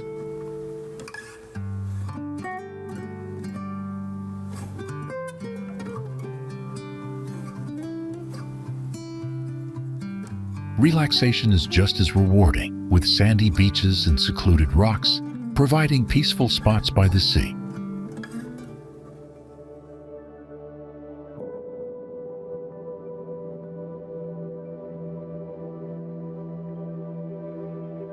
Traditional Swedish cuisine, served in island restaurants, enhances the experience with fresh seafood and local flavors.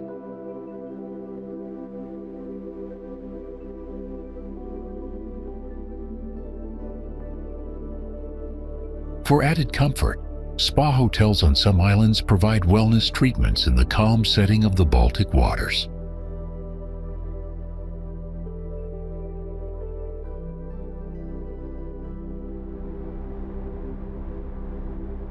The city was founded in 1621 by King Gustav II Adolf as a fishing and shipbuilding hub.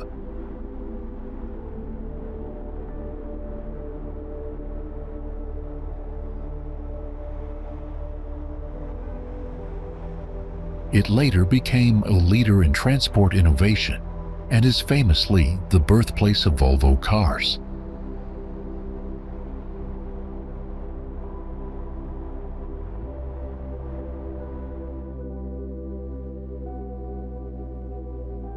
Visitors today can explore the world of Volvo, an experience center showcasing heritage vehicles and modern design.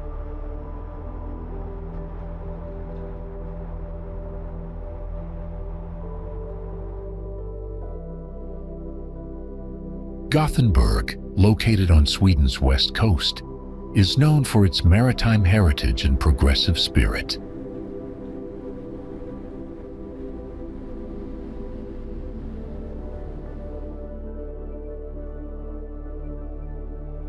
Seafood remains central to the city's identity, with numerous restaurants serving locally sourced catches.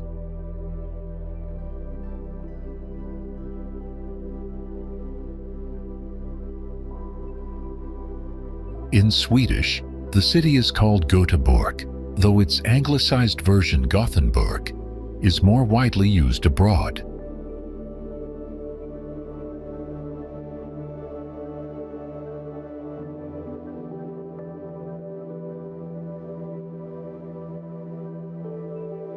Unlike Stockholm or Malmö, which keep their original names across languages, Gothenburg has embraced a dual identity.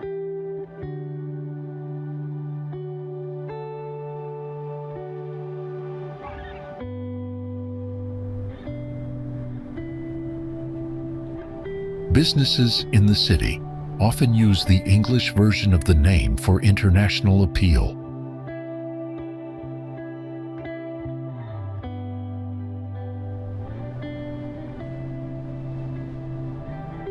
With a population of nearly 600,000 and over 1.1 million in the urban area, Gothenburg is a major Nordic hub.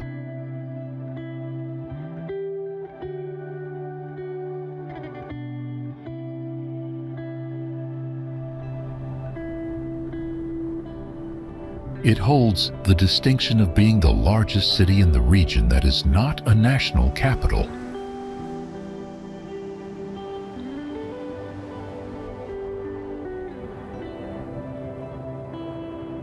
This westernmost Swedish province features more than 8,000 islands and skerries, making it a remarkable archipelago filled with unique natural beauty and cultural heritage.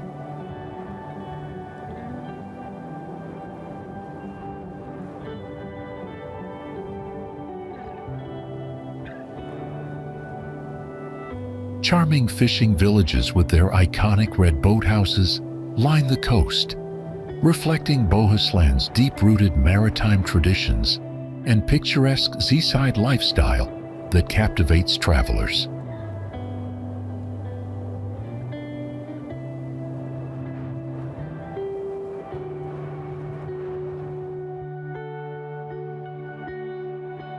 The Bohuslän coast stretches for 160 kilometers from Gothenburg to the Norwegian border, offering a breathtaking landscape of rocky cliffs, smooth granite, islands, and skerries.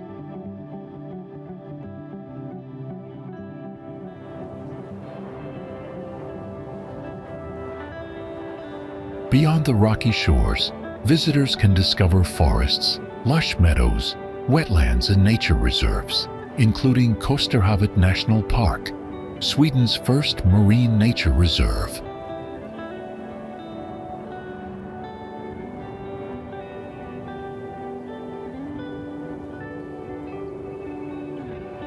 Historically, Bohuslän was ruled by Norway during Harald Fairhair's reign, and later Denmark-Norway, before becoming an integral part of Sweden in 1658.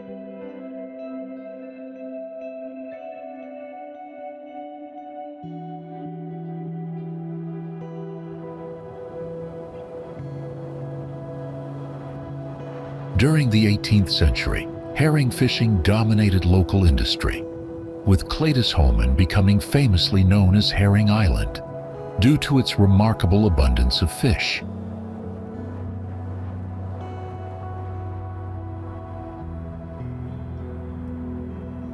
Fishing remains central to Bohuslän's culture, and seafood from these waters, especially lobster, crab, and oysters, is considered among the finest in the world.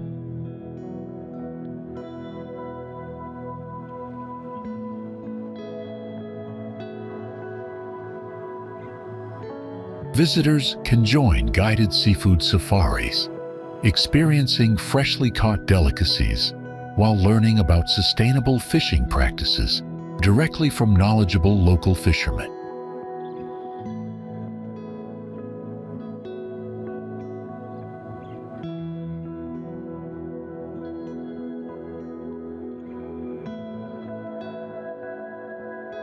Outdoor enthusiasts will enjoy sea kayaking, cycling, hiking, or island hopping, offering countless opportunities to explore Bohuslan's unspoiled landscapes and charming coastal communities.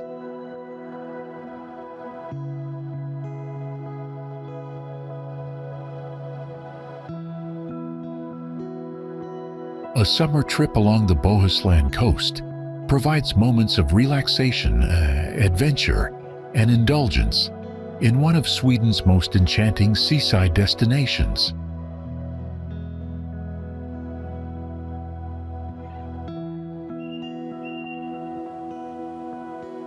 The town thrived during the 12th and 13th centuries as a powerful Hanseatic trading hub, connecting the Baltic region with merchants and markets across Europe.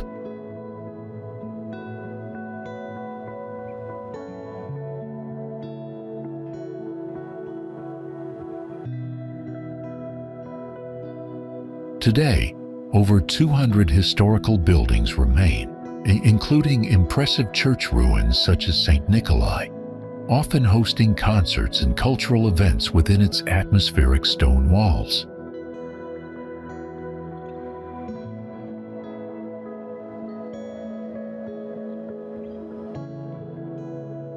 Visby, located on the Swedish island of Gotland, is among Northern Europe's best preserved medieval towns, recognized as a UNESCO World Heritage Site since 1995.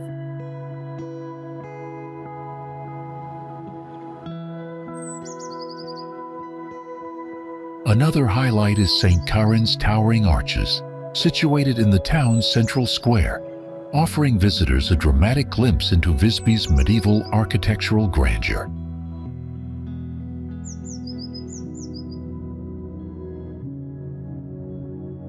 Encircling the town is the iconic 3.4-kilometer-long ring wall, complete with towers from the 1200s, originally constructed to defend against invading enemies.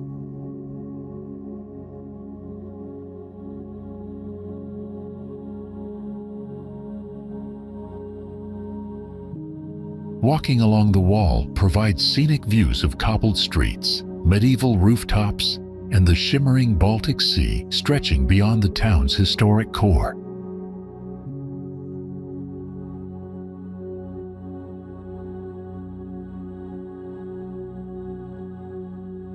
Visby's charm lies in its unique atmosphere, blending thatched roof houses, fortresses, towers, and the poetic calm of ivy-covered ruins surrounded by roses.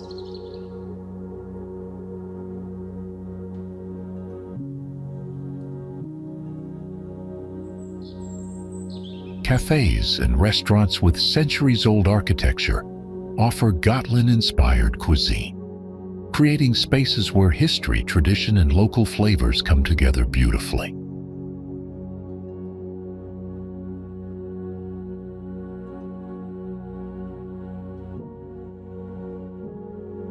Visby is fondly called the town of roses because blooming bushes line rooftops, staircases, gates, and winding alleys throughout the charming medieval streets.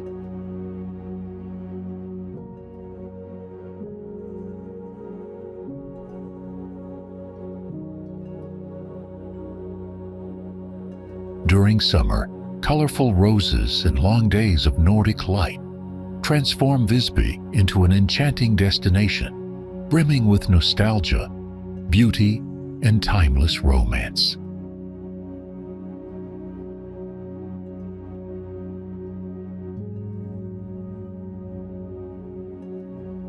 For more than a century, Åland has been the Swedish royals' summer retreat, admired for its gentle climate, varied scenery, and peaceful island atmosphere.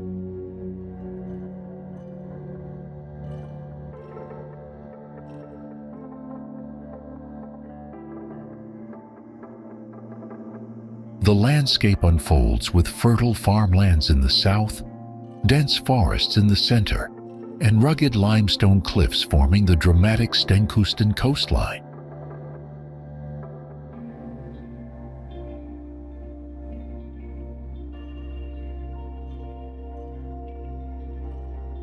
Åland's ancient ring forts, some predating the migration period, once protected communities from outside threats, while also serving as important trading hubs.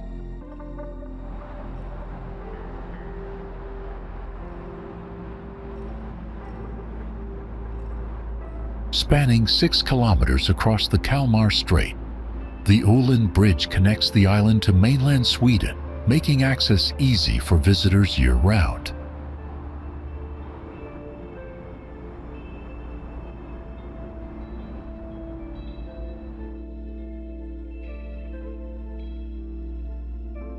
Stretching 137 kilometers from north to south, Åland remains narrow, reaching just 16 kilometers at its widest point along the coast.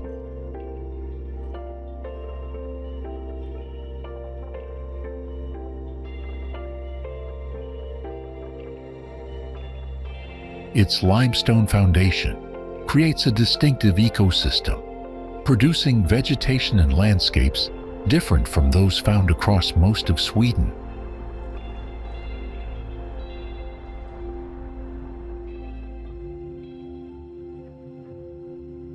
The Stora Alvaret, an expansive limestone heath, represents one of the island's most remarkable features and has been UNESCO listed since the year 2000.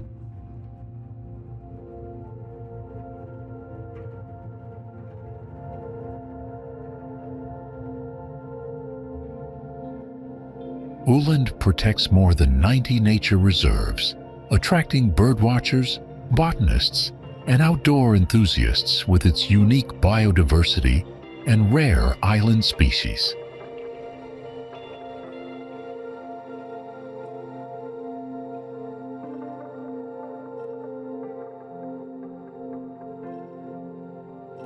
Windsurfers and kite surfers take advantage of constant coastal breezes, while cyclists and hikers explore long-distance trails like the scenic Ålands Leden.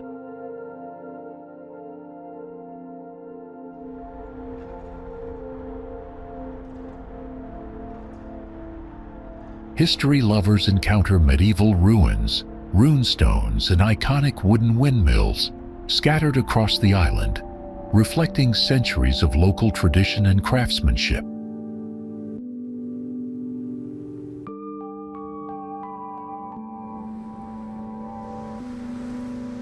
Ice Hotel 365, opened in 2016, is the world's first permanent ice hotel, offering 2,100 square meters of Arctic art, icy architecture, and wilderness adventures year-round.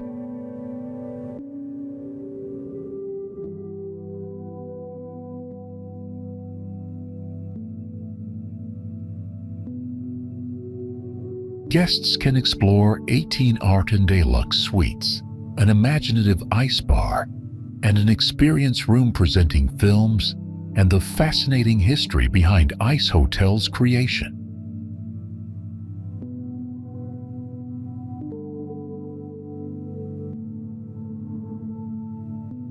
Instead of a standard hotel room, visitors sleep at -5 degrees Celsius in dazzling interiors sculpted entirely from crystal-clear ice and compressed snow.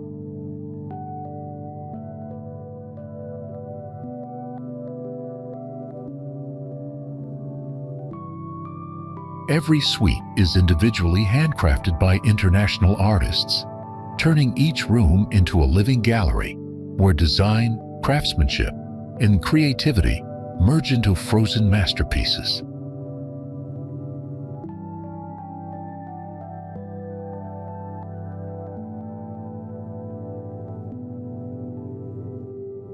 During the daytime, these suites serve as an extraordinary art exhibition, before transforming once again into a functioning hotel when the Arctic night falls.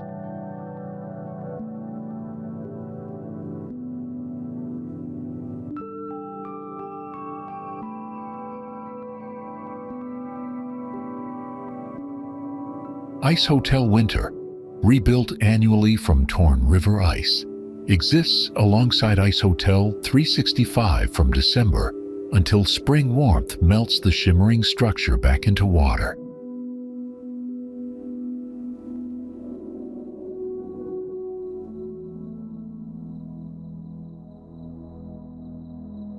Day visitors can purchase tickets at the riverside lobby, providing access to admire frozen artworks inside, while also enjoying the surrounding Arctic wilderness landscapes.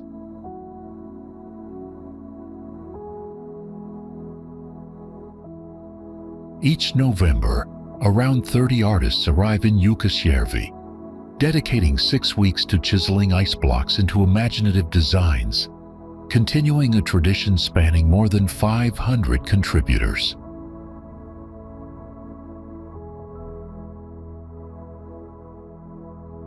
Traveling is convenient, with frequent flights and trains connecting Stockholm to Kiruna, followed by a short 30 to 50-minute bus ride directly to the hotel.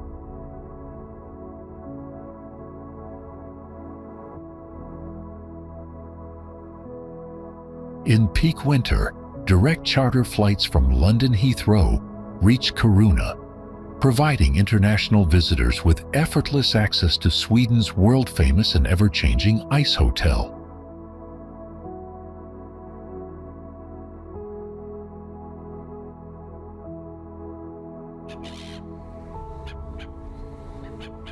The village center rests at the mountain's foot, where rows of archipelago-style houses gaze toward shimmering waters, while newer neighborhoods stretch quietly across nearby inland fields.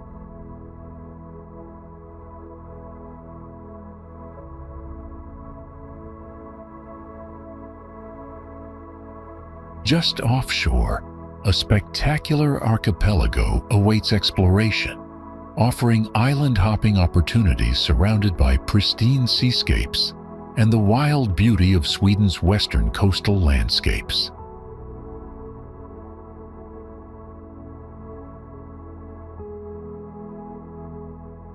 Fjällbacka, named after the Swedish word fjäll for mountain, sits dramatically beneath towering cliffs, blending historic fishing heritage with stunning seaside views and natural charm.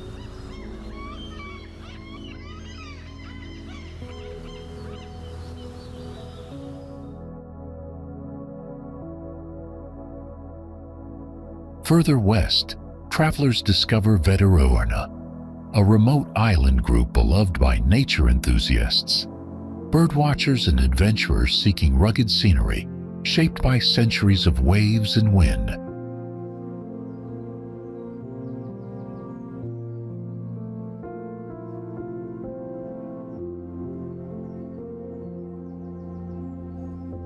Wandering through Fjällbacka reveals narrow lanes framed by colorful cottages, each exuding individuality and telling stories of past seafarers who once thrived here.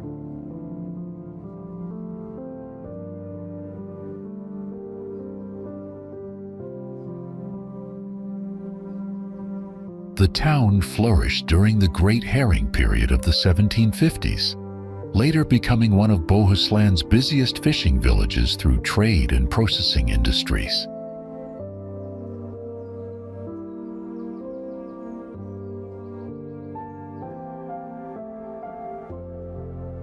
Anchovy production famously began here, while stone quarrying dominated between 1890 and 1940, leaving historic ruins such as the powder building at Slakterudden near Selvik.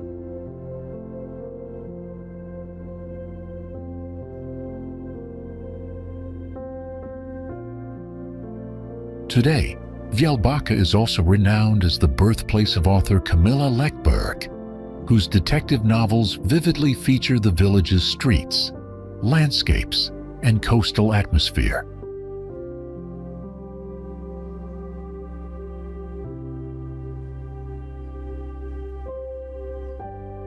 Adventurers can ascend the mountain gorge staircase, a steep climb rewarding determined visitors with sweeping vistas over the clustered village and surrounding archipelago.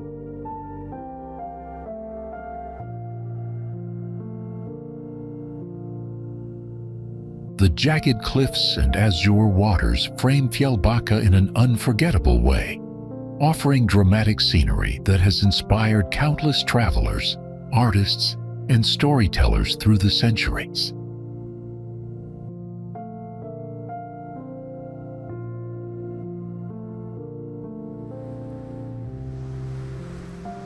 From the summit of Luleåberget, travelers enjoy sweeping panoramas across the Finnish borderlands, the winding Torn River, and endless woodlands stretching far into northern Lapland.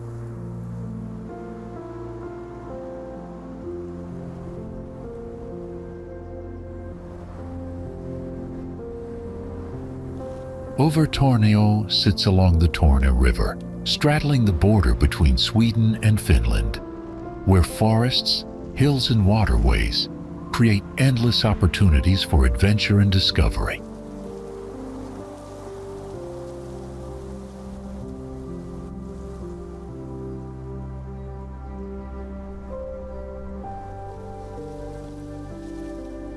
Summer invites visitors to hike forest trails, forage for sun-ripened berries, and savor long golden evenings beneath the midnight sun that never fully sets.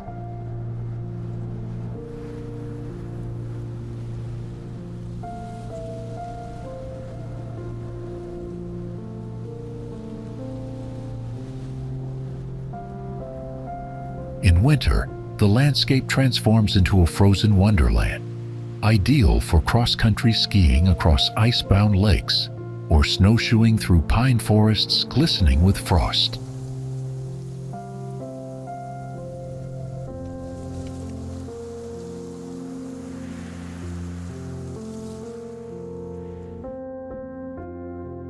Locals speak of 8 distinct seasons, each shifting quickly, from luminous midsummer nights to fiery autumn days and crisp sub-zero winters painted white with snow.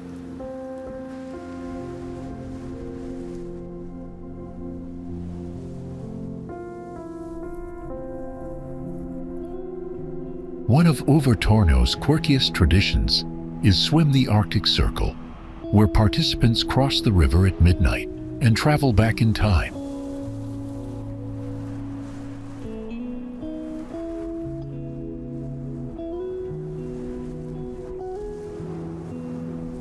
Competitors line up on the Finnish bank at 12:05 a.m., aiming to reach Swedish shores within 55 minutes, celebrating both endurance and playful time travel.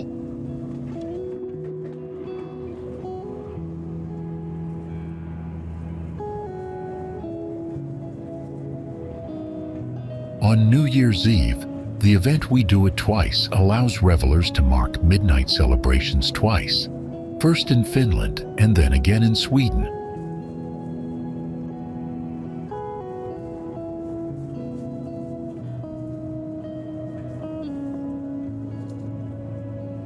Sauna rituals with birch twigs remain central to local life, offering relaxation before adventures like northern light spotting, dog sledding, skiing, or climbing accessible Lopuo Mountain.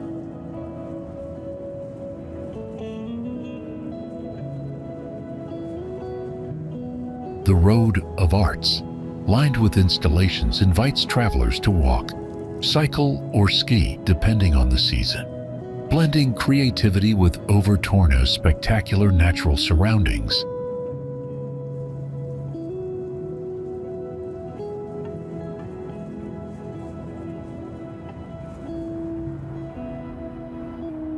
Ekholmen, a district in southern Linköping, was established during the early 1970s on farmland once belonging to the historic Blestad and Ekholmen estates.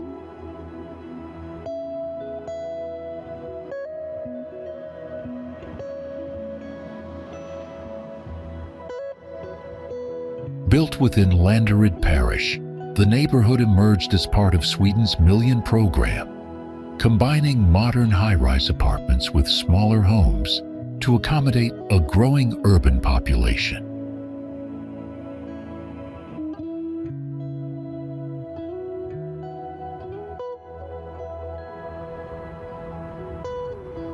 At the heart of this district lies Ekholmen Center, a convenient shopping hub serving residents, with St. Hans Church standing prominently nearby since its consecration in 1973.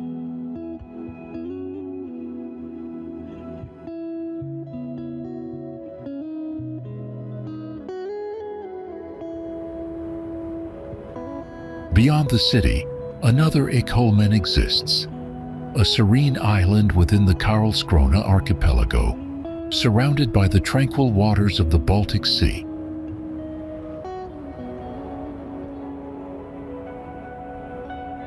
This island is celebrated for its unspoiled natural beauty, offering lush landscapes, diverse flora, and abundant bird life that attract hikers, cyclists, and wildlife enthusiasts year-round.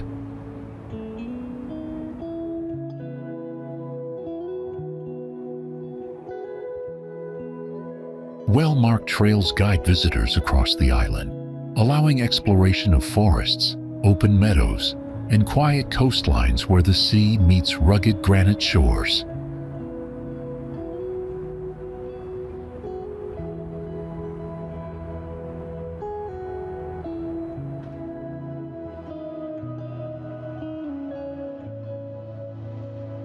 Outdoor activities flourish here, from kayaking across sheltered bays to cycling along winding paths that reveal sweeping views of Karlskrona's picturesque maritime surroundings.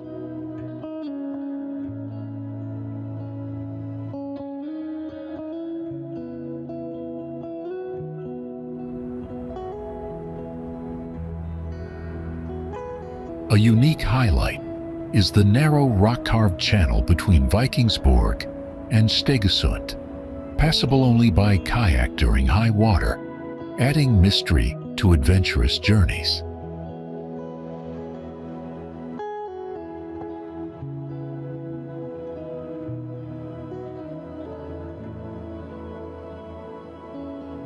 The island's close proximity to Karlskrona city ensures easy access, balancing peaceful archipelago charm with the convenience of nearby cultural and urban experiences.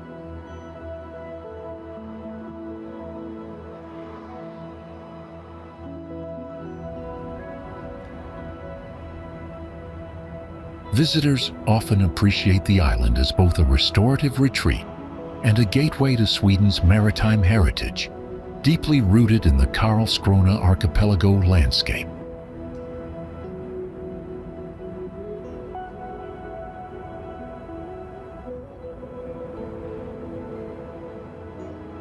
Nestled on Sweden's southwestern coast, Helsingborg combines medieval heritage, cultural landmarks, and a lively food scene that continues to captivate travelers from around the world.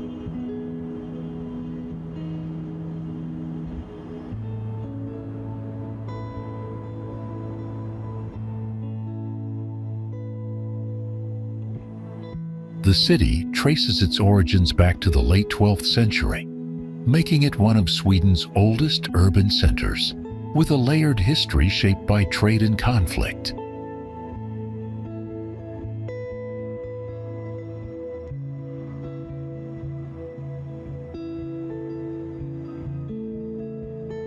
Dominating the skyline, Kärnan Tower stands as a medieval fortress, reminding visitors of Helsingborg's early struggles while offering sweeping views across the Øresund Strait.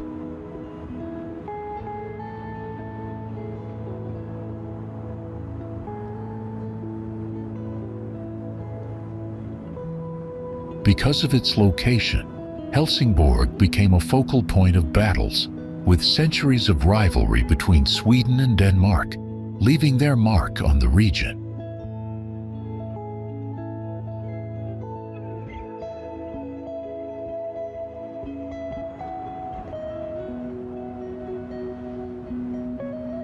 Ascending Kärnan Tower reveals both an impressive panorama of the city and an intimate connection with Helsingborg's turbulent yet fascinating medieval past.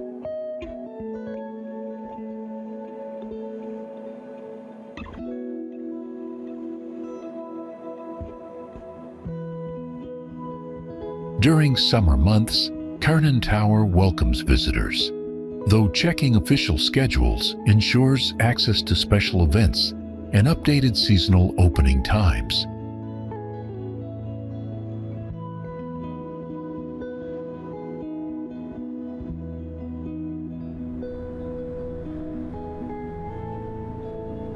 Gamla Stan, Helsingborg's old town, enchants with cobblestone streets, timbered houses, and a sense of history stretching back to the Middle Ages.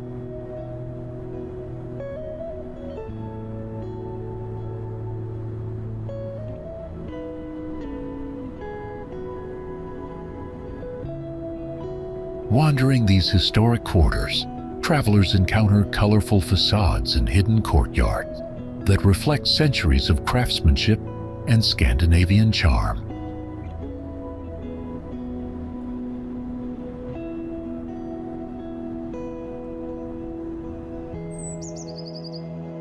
The cottages, uniform in size, shape, and color scheme, reflect a harmonious architectural vision that has remained untouched for generations.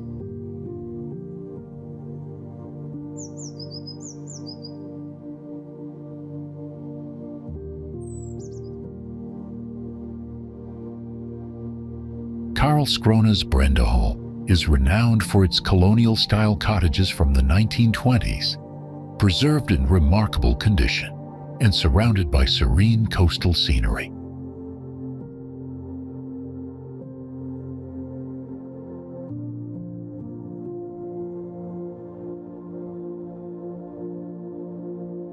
Situated alongside Dragsö Island, Brändeholm offers visitors not only heritage charm, but also access to swimming areas, campsites, and waterfront dining.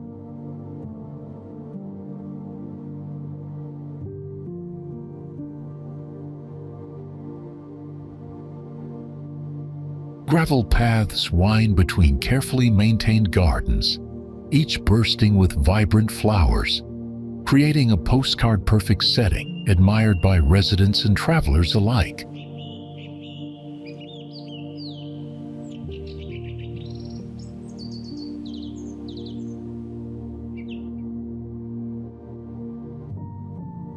Blue and yellow Swedish flags flutter above the quaint cottages, adding national character to the idyllic seaside village atmosphere.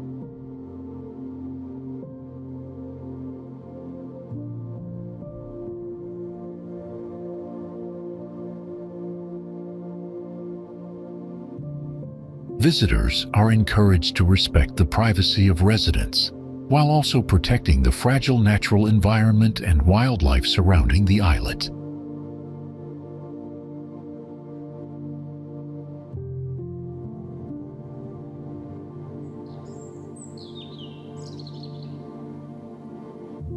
Demand for property in Brändeholm remains exceptionally high, reflecting its rarity and historical significance within Karlskrona's municipal boundaries.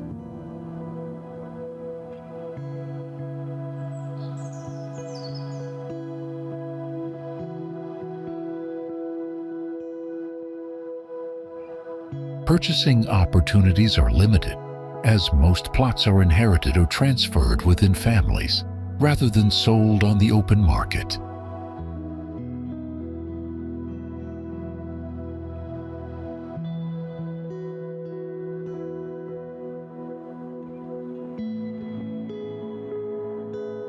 On rare occasions when a cabin is sold, prices often reach astonishing levels comparable to luxury apartments in Stockholm's exclusive Östermalm district.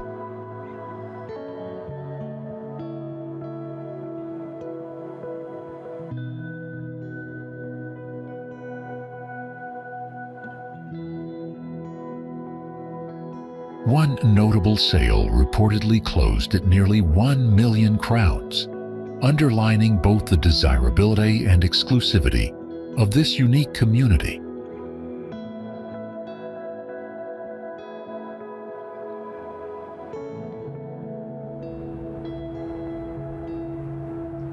Founded in the 11th century, the town preserves a rich history, while also offering sandy beaches, lush countryside, and a thriving cultural scene.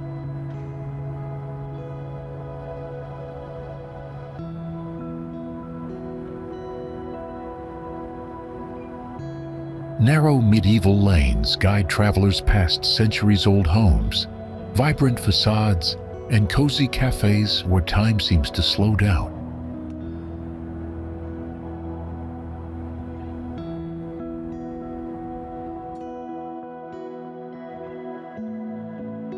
Ystad enchants visitors with pastel-colored half-timbered houses, cobblestone streets, and medieval charm that feels straight out of a film or storybook.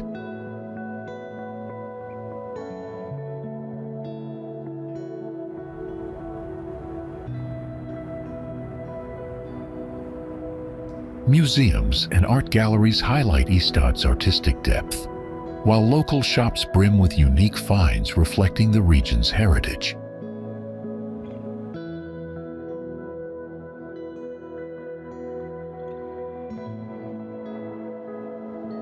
The Kurt Wallander detective series transformed Ystad into a global symbol of Nordic noir, drawing fans eager to walk the same atmospheric streets.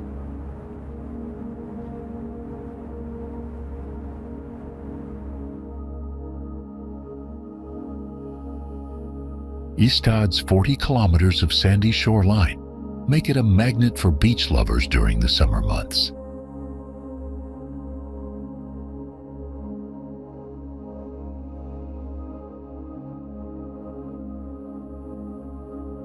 Visiting in spring or autumn offers colorful countryside landscapes, along with seasonal food festivals and cultural celebrations.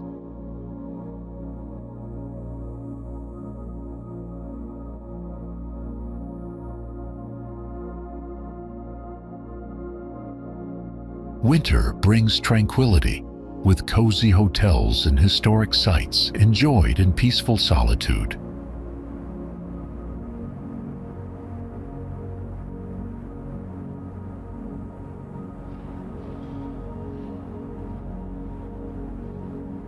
On quiet days, visitors often find themselves alone at landmarks, enhancing the town's timeless and contemplative appeal.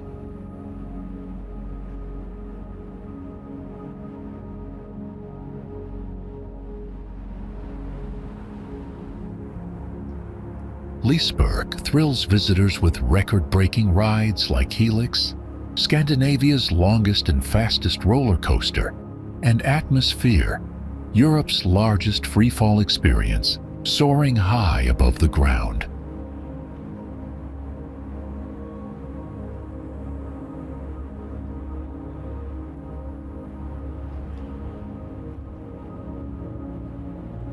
Adventurous souls can dare Mechanica, spinning 360 degrees at dizzying heights, or ride Balder, internationally acclaimed as the world's best wooden roller coaster.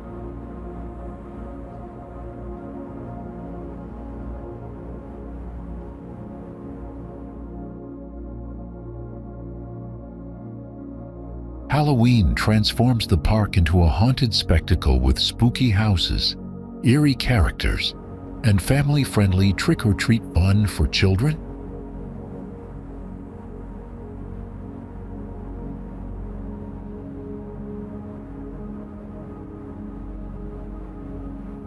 In December, Liseberg becomes a glittering Christmas wonderland with millions of lights, festive markets, and dazzling ice ballet performances.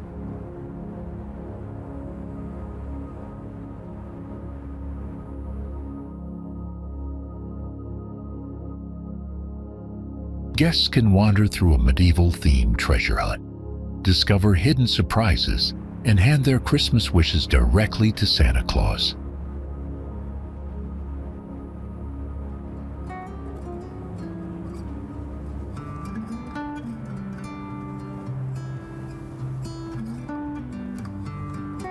The park opens across 3 unique seasons, offering summer adventures, autumn scares, and magical winter festivities.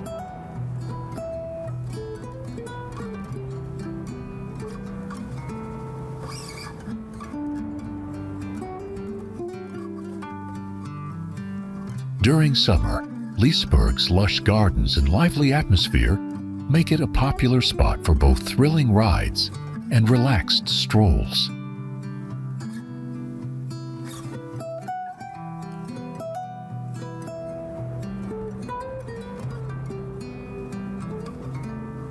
Families often return year after year, drawn by the changing themes and attractions that keep the park endlessly fresh and exciting.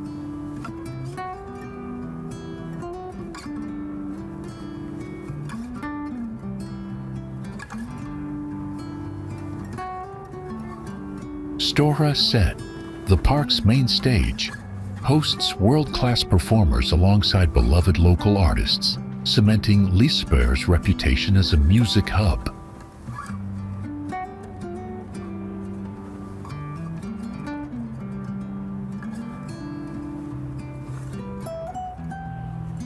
Visitors enjoy not just amusement rides, but also concerts, seasonal shows, and entertainment that reflect Gothenburg's vibrant cultural energy.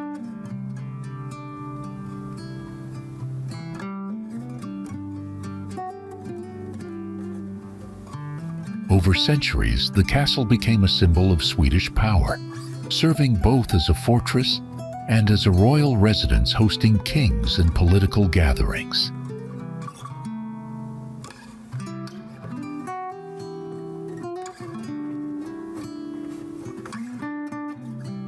Kalmar Castle, dating back to the 12th century, began as a solitary fortified tower, before gradually evolving into a majestic stronghold with thick walls and fortified defenses.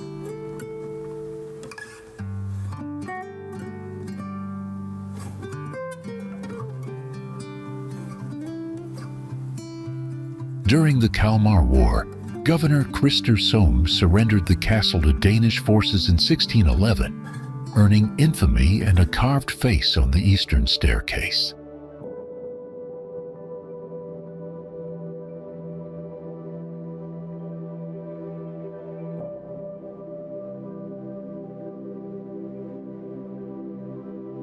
The Danes retained control of the castle until 1613, but its strategic importance dwindled after the Treaty of Roskilde changed Sweden's southern border in 1658.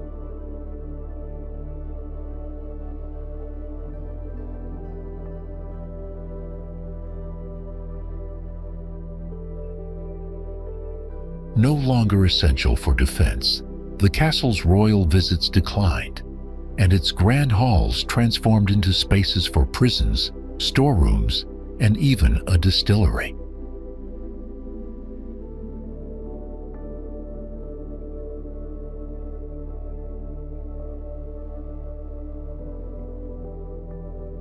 Despite neglect, Kalmar Castle survived centuries of turmoil, maintaining its striking silhouette on Sweden's southeastern coast, overlooking the Baltic Sea.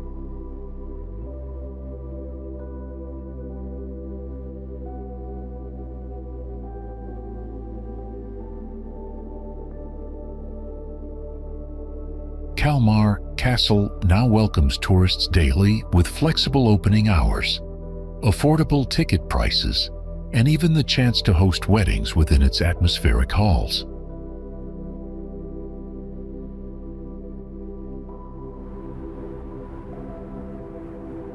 Spanish architect and sculptor Santiago Calatrava designed the tower, basing its form on his marble sculpture, the twisting torso, resembling a spiraling human body.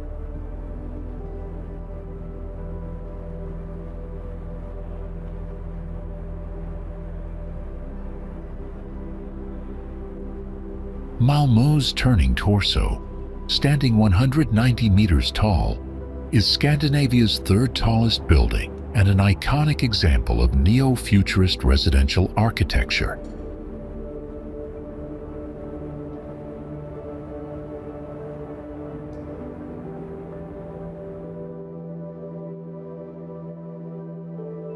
Completed in 2005 after 4 years of construction, the skyscraper consists of 9 stacked cubes, twisting a full 90 degrees from base to top.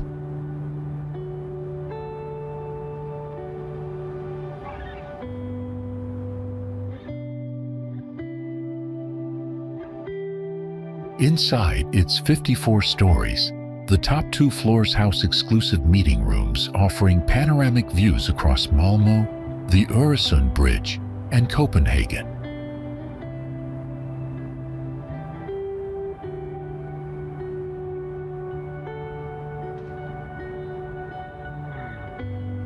Groups between 10 and 75 people can arrange guided tours to floors 53 and 54, available year-round with advance reservation recommended.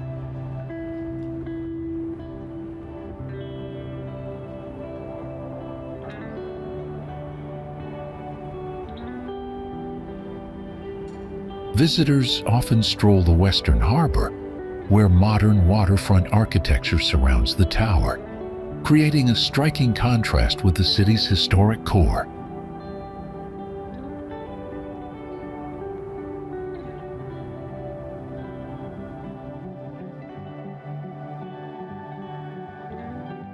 Turning torso was engineered with innovative construction methods, employing prefabricated elements lifted by cranes to speed up the ambitious building process.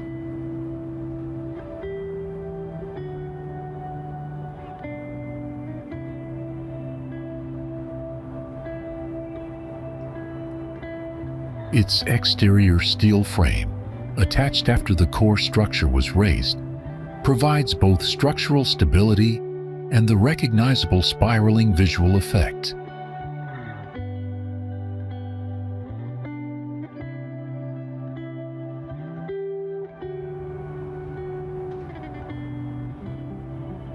The skyscraper's design emphasizes environmental efficiency, with advanced systems ensuring reduced energy consumption and full accessibility for all visitors.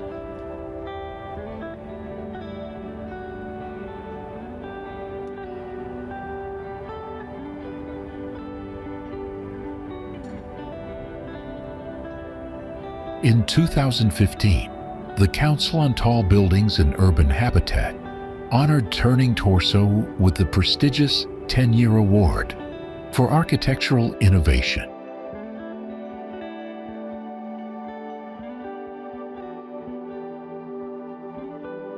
Originally a medieval fortress, the structure was transformed into a grand Baroque palace by King Carl X Gustav during the mid-17th century, showcasing impressive architectural ambition.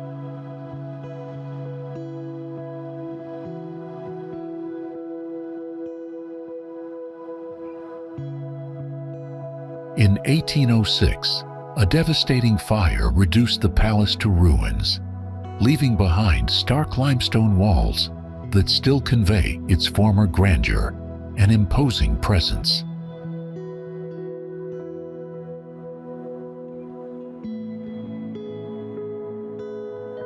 Borgholm Castle, often described as Scandinavia's most beautiful castle ruin, impresses visitors with its massive scale and dramatic coastal location on the island of Åland.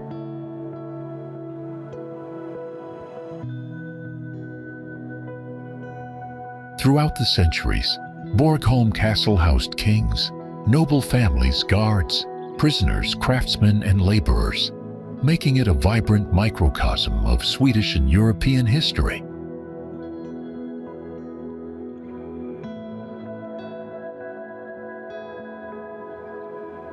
The castle's workforce included masons, carpenters, smiths, scaffolders, glaziers, and even conscripted farmers, with Danish and German once spoken more frequently than Swedish.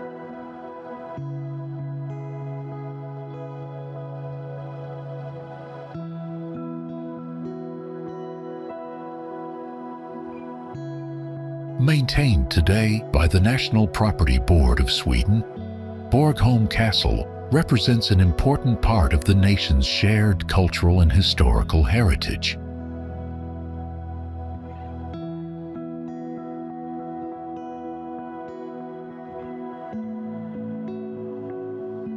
Borgholm Municipality oversees activities at the site, ensuring the ruins remain accessible and alive, with diverse cultural programming for modern audiences.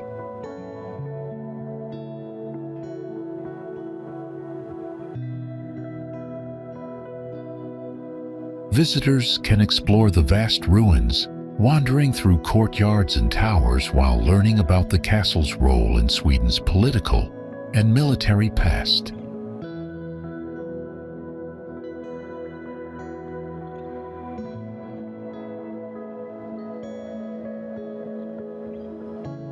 Permanent exhibits detail Borgholm's layered history, while temporary displays, children's workshops, and interactive tours bring the site to life for younger generations.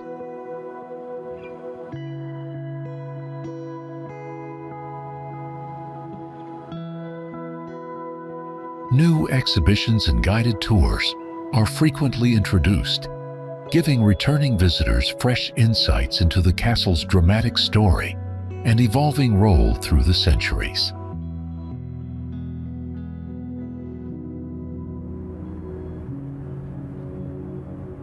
Fans of the Bridge TV series often travel to Malmö to see the Øresund Bridge, which also introduces them to the charm of Skåne.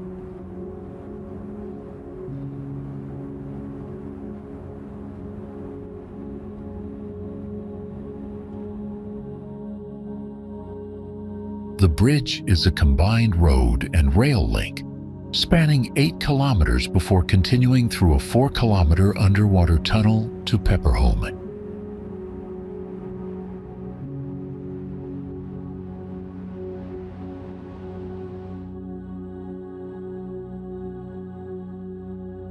From the Skåne coast, travelers can admire its striking silhouette rising above the water, a modern landmark visible from many vantage points.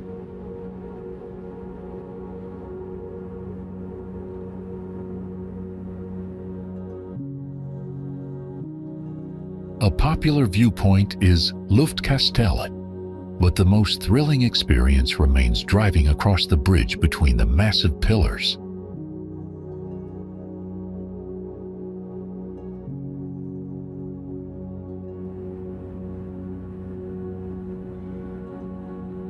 For a more relaxing perspective, visitors can soak in Ribersborg's open-air bath and sauna while gazing at the bridge in Copenhagen beyond.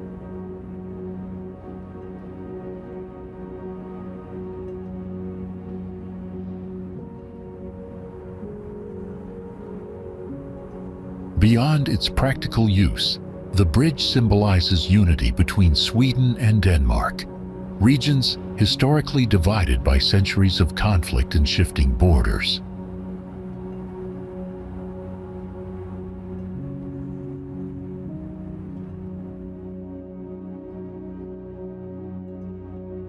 Its structure carries both a dual-track railway and a 4-lane highway, efficiently handling constant flows of international traffic every day.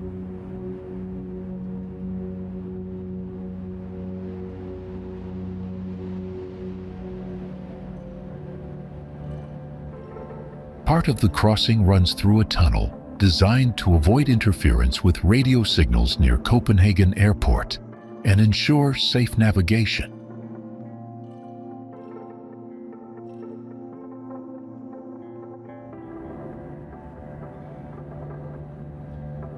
The tunnel also helps maintain a clear shipping channel in all weather conditions and prevents dangerous ice flows from obstructing the strait.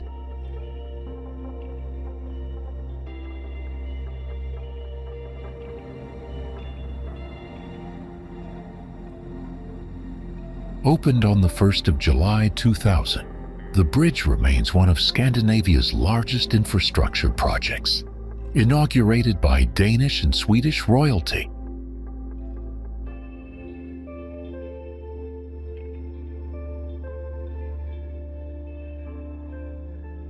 Ale's Stones, located on the hills above Koseberga near Ystad, is one of Sweden's most mysterious monuments, fascinating historians and visitors with its enigmatic origins.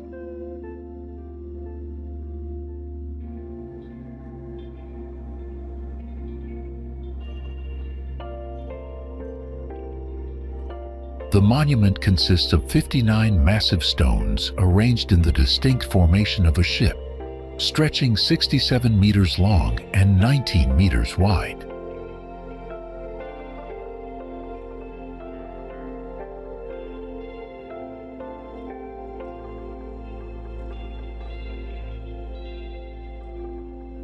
Dating back to the early Iron Age, approximately between 500 and 1000 AD, the site has long inspired theories about its purpose and significance.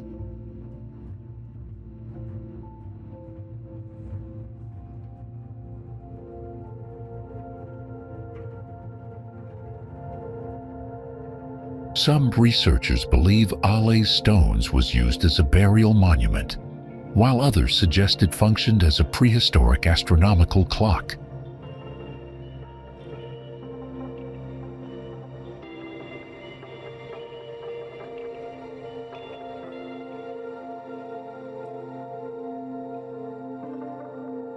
Standing on the windswept hill, visitors can gaze across the Baltic Sea and imagine the mysteries surrounding this ancient site.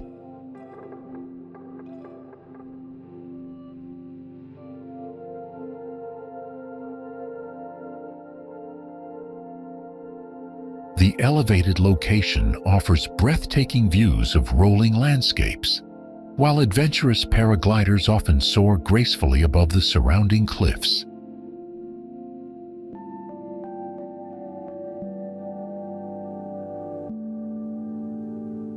For a more immersive experience, visitors can join a dramatized soundwalk called Missing in Battle, The Tale of Ale's Stones.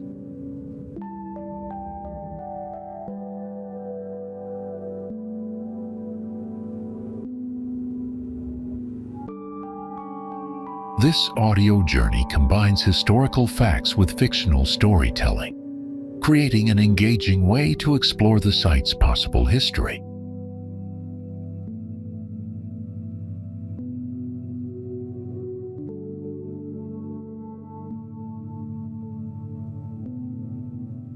In the 1970s, researcher Hasse Alfredsson suggested the stones may have served an astronomical purpose aligned with solstices.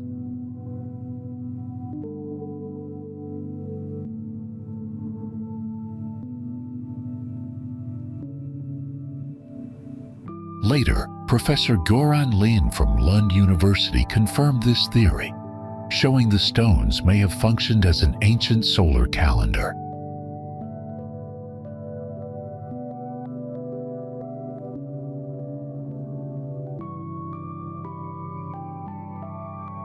Constructed between 1830 and 1852, this Lutheran cathedral was designed by Carl Ludwig Engel as the centerpiece of his grand neoclassical vision for Helsinki.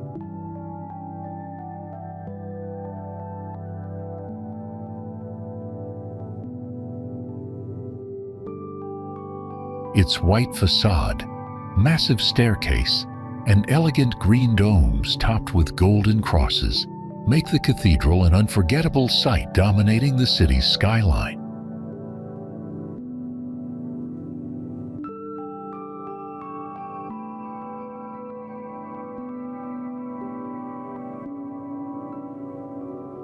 Helsinki Cathedral, located in Senate Square, is one of Finland's most iconic landmarks and a defining symbol of the nation's neoclassical capital city.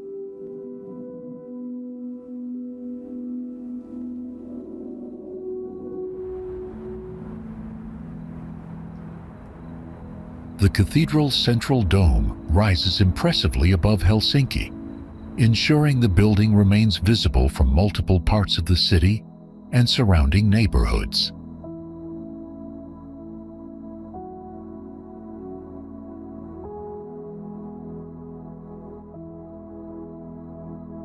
Visitors can explore the cathedral year-round free of charge, with summer months offering lively surroundings in Senate Square filled with cultural activity.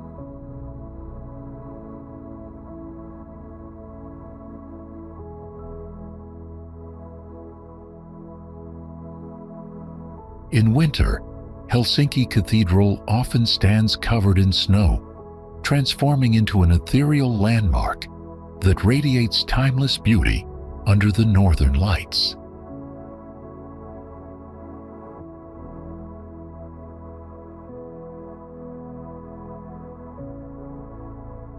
The cathedral regularly hosts significant national events, including Finland's Independence Day service attended by political leaders and citizens alike.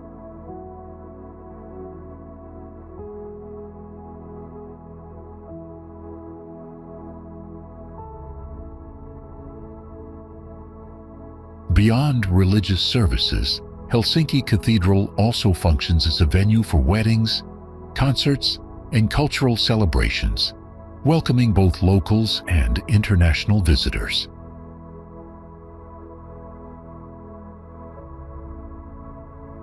Its grand steps serve as a popular gathering spot, offering sweeping views over Senate Square and central Helsinki's architectural harmony.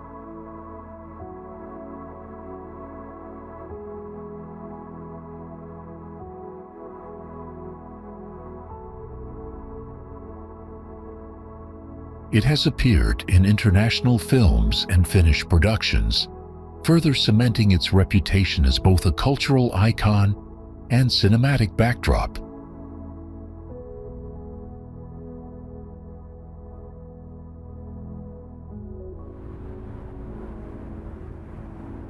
Recognized as the largest Orthodox temple in Northern and Western Europe, the cathedral commands attention from its elevated position atop Katajanoka's highest hill.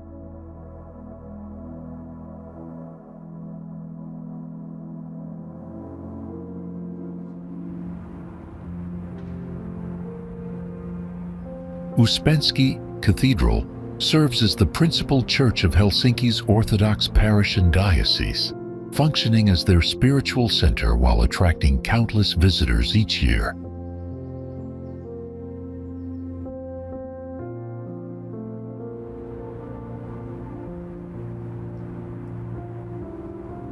The church's striking red brick facade and gleaming golden cupolas create a dramatic contrast against Helsinki's skyline, reflecting both Russian influence and Orthodox tradition.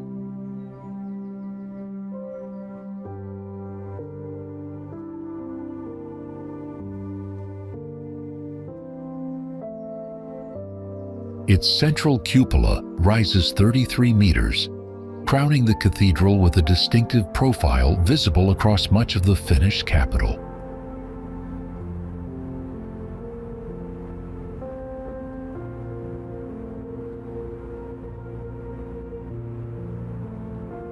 The origins of Uspenski Cathedral trace back to 1812, when Helsinki replaced Turku as Finland's new capital under Russian imperial governance.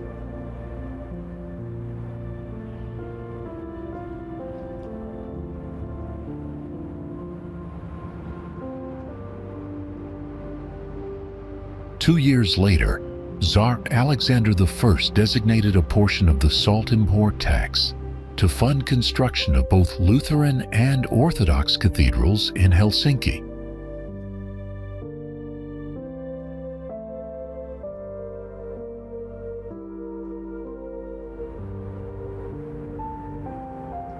Unlike many parts of Europe, Russia did not enforce conversion, allowing the Orthodox community to practice freely alongside Finland's predominantly Lutheran majority.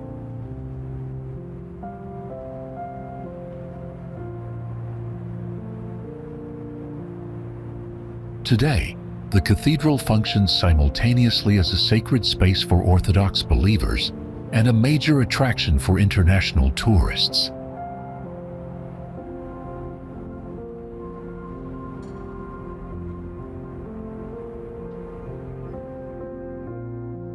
The lake holds an astonishing 3,318 islands, interspersed with wide ridges, creating an intricate mosaic of waterways for exploration by canoeists and boaters.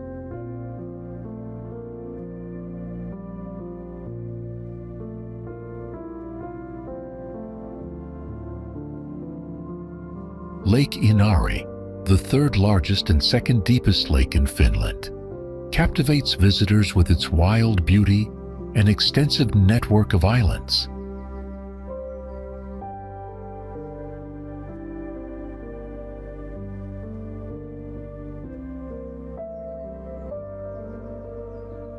Wilderness huts dot the shoreline and islands, offering shelter to adventurers in summer and to cross-country skiers traversing frozen landscapes in winter.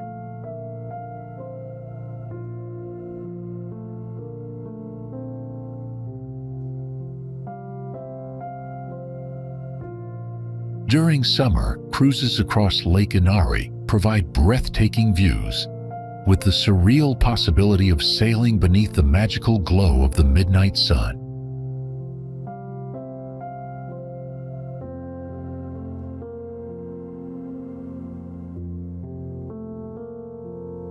Situated at the intersection of subarctic and temperate climatic zones, Lake Inari belongs to the subboreal vegetation zone and Palearctic zoogeographic region.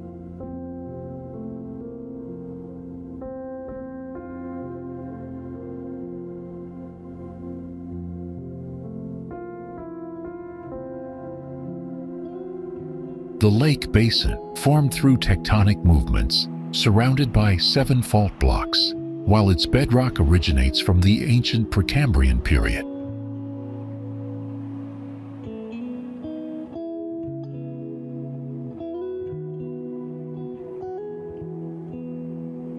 Unlike many Finnish lakes, Inari was never in contact with the Baltic Sea, leaving it free of marine relics and distinctly unique.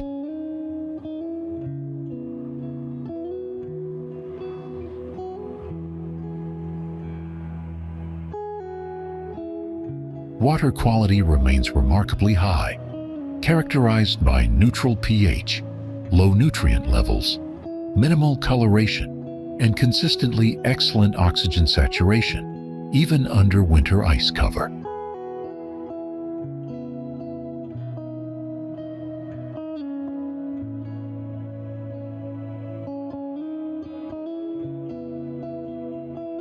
Hydroelectric regulation by the Pachoki River Power Plant since 1934 raised the lake's level by half a meter, altering ecosystems significantly.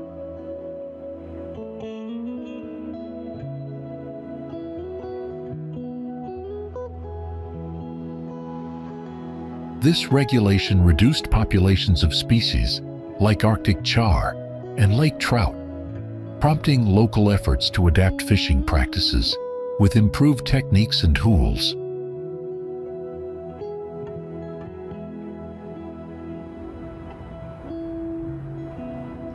The city anchors the northernmost point of a geographic triangle with Helsinki and Turku, two of Finland's most prominent and historic cities.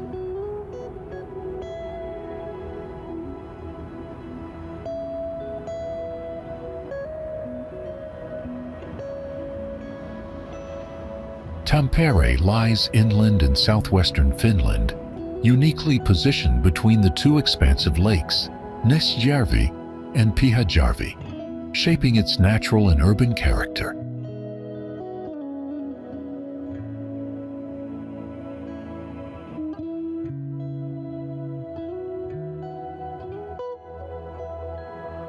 Fishing for salmon in the heart of Tampere offers an extraordinary experience, blending vibrant urban life with authentic contact with nature.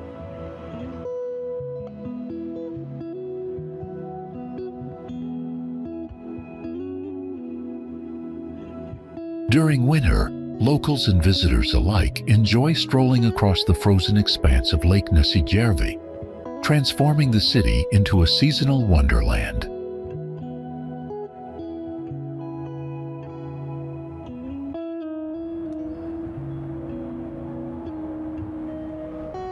Summers are brief yet intensely vibrant, with extraordinarily long days allowing visitors to pack multiple activities usually spread over several days elsewhere.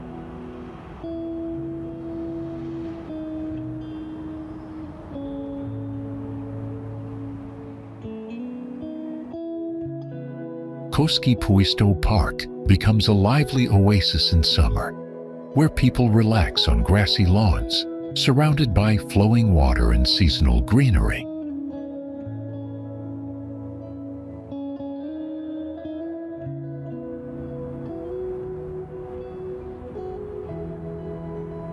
Exploring Tampere in summer often includes leisurely 1.5-hour walks through hilly landscapes, enriched by captivating stories of local daily life.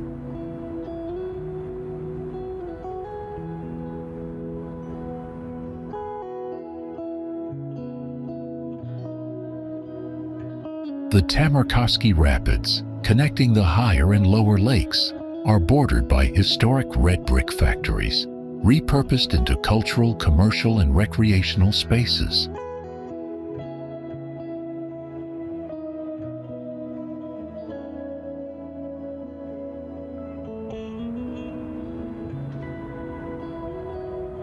These riverside buildings now host museums, theaters, restaurants, cinemas, and artisan workshops, blending Tampere's industrial heritage with modern cultural vitality.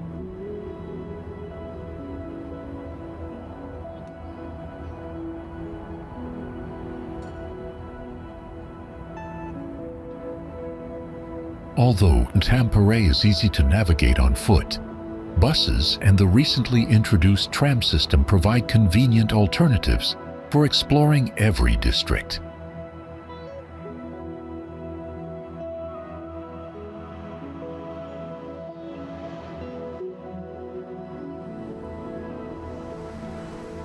Almost 1/3 of Jyväskylä's residents are students, creating a vibrant youthful energy that defines the city's atmosphere and cultural rhythm.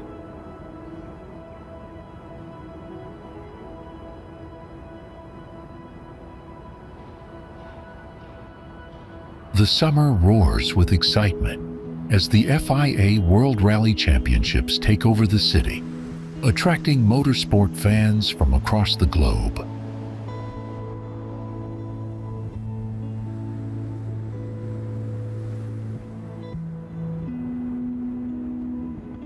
Autumn transforms Jyväskylä into a glowing spectacle with the City of Lights Festival, where illuminated landmarks and art installations captivate visitors.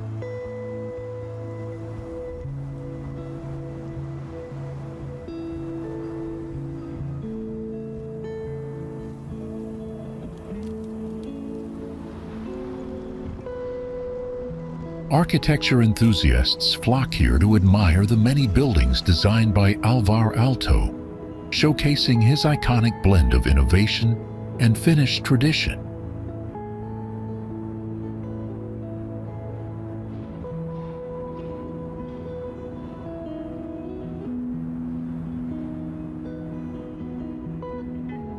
Aalto's distinctive architectural style can be spotted in several notable sites across the city, making Jyväskylä a living showcase of his creative vision.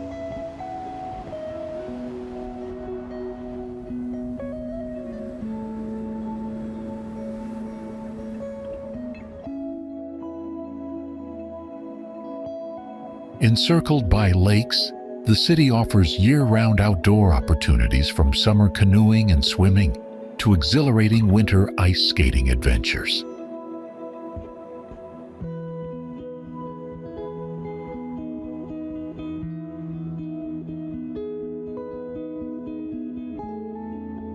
Four nearby national parks invite hiking enthusiasts to discover untouched landscapes, offering tranquil escapes just a short journey from the city center.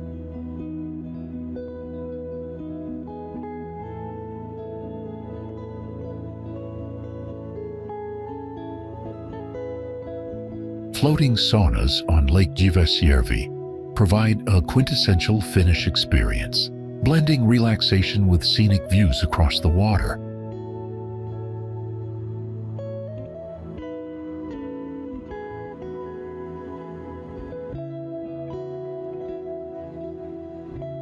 Sports thrive in Jyväskylä, earning it the title Capital of Sport in Finland, thanks to its facilities, activities, and passionate community.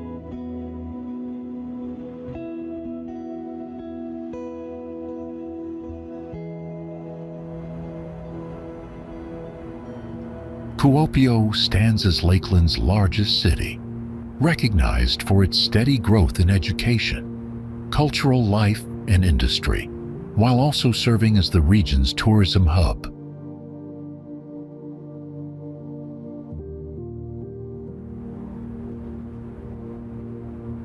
The city hosts numerous cultural events throughout the year, offering residents and visitors a lively schedule of music, theater, festivals, and entertainment experiences.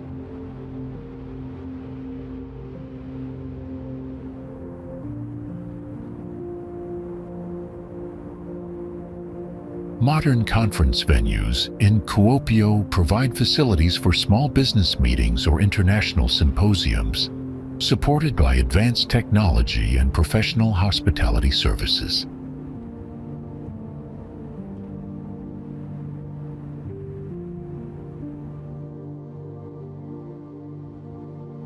Visitors appreciate how compact Kuopio is, with nature, entertainment, and essential services all within easy reach, saving valuable time during their stay.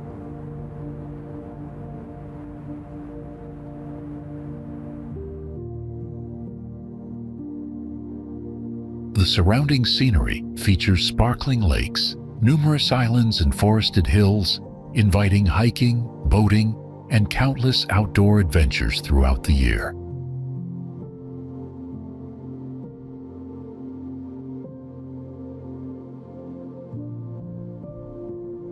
Anglers enjoy Kuopio for its excellent fishing opportunities, with plentiful catches available in every season across nearby waters.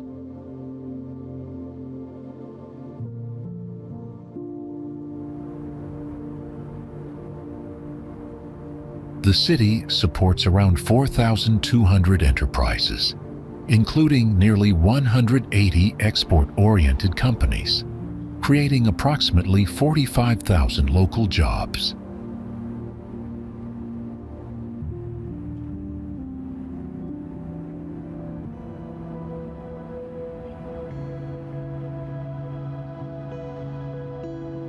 Kuopio's largest employer is the municipality itself, followed by Kuopio University Hospital, which provides nearly 3,900 jobs in healthcare.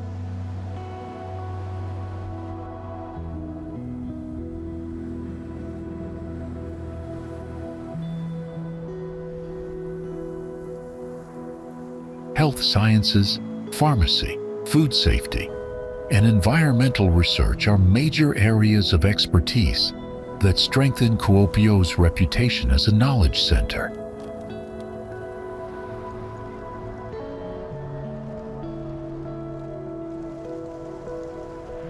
All licensed clinical and public health nutritionists in Finland graduate from the University of Kuopio, highlighting the city's national importance in nutrition and wellness education.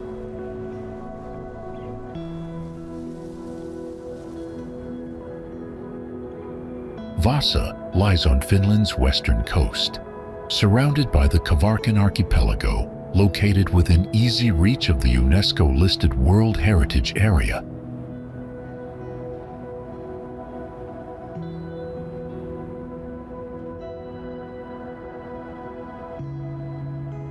The city has around 69,000 inhabitants, including approximately 12,000 students, making it both a vibrant educational hub and a lively cultural center.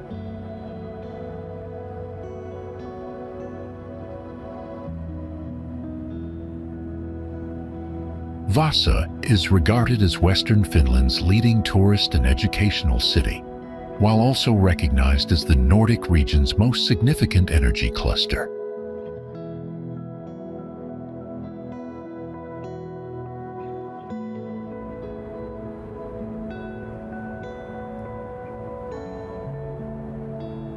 Traveling to Vasa is convenient thanks to its airport, extensive railway and bus network, and daily ferry connections across the Gulf of Bothnia to Sweden.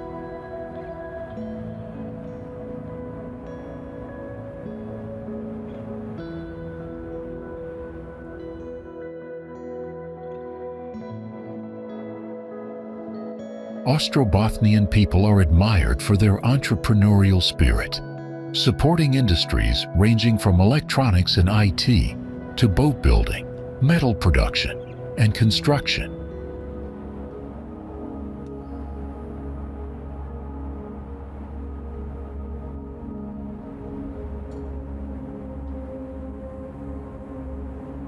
Vasa hosts globally renowned companies like Wärtsilä and ABB, both key players in the Nordic energy sector and pioneers of innovative technological development.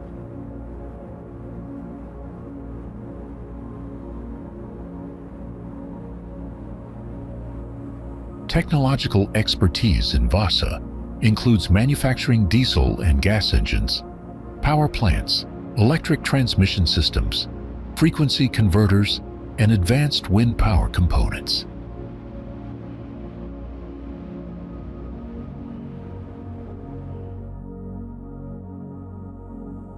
The city also has a high density of international retailers and service companies, enhancing its profile as a dynamic commercial and industrial center.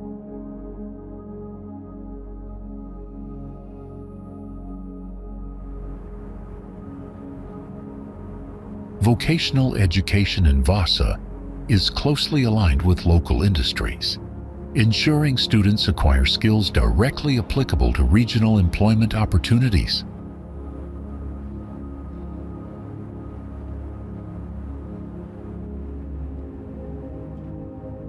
Institutions like VAMIA cooperate with businesses, public organizations, and service providers to design specialized programs that meet both current and future labor market demands.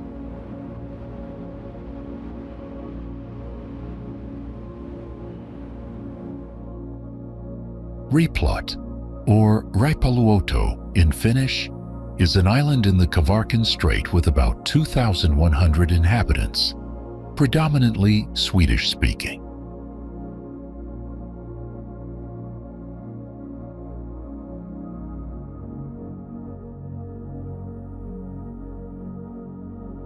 Covering roughly 150 square kilometers, it is among the largest islands in Finland and was an independent municipality until merging with Korsholm in 1973.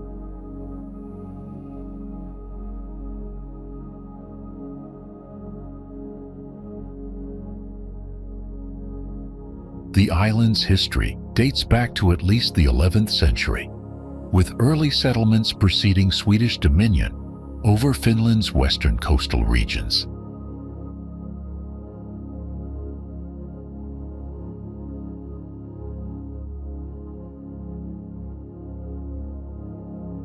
Today, Replot has four major communities: Replot Kirkeby, Norra Valgrund, Södra Valgrund, and Söderudden, each traditionally supported by its own elementary school.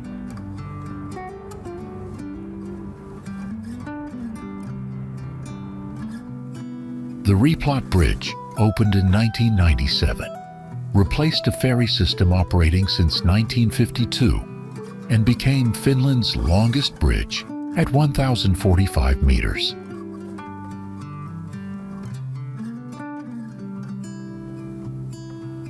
This cable-stayed bridge connects the island to Vasa, serving as both vital infrastructure and a striking landmark admired for its modern design.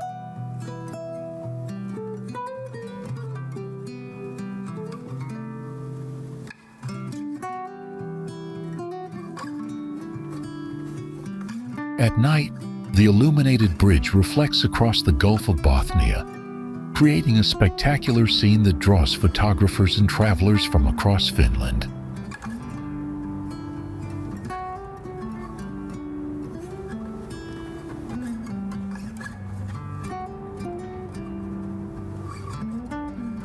Replot forms part of a broader archipelago, where surrounding islands historically functioned as seasonal fishing camps for local communities.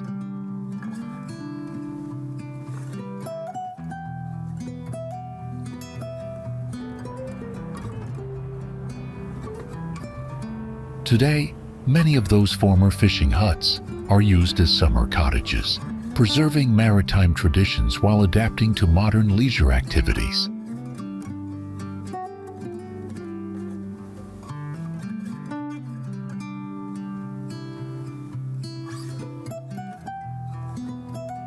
Although fishing is now mostly recreational, a small number of professional fishermen remain active, keeping the island's long-standing seafaring culture alive.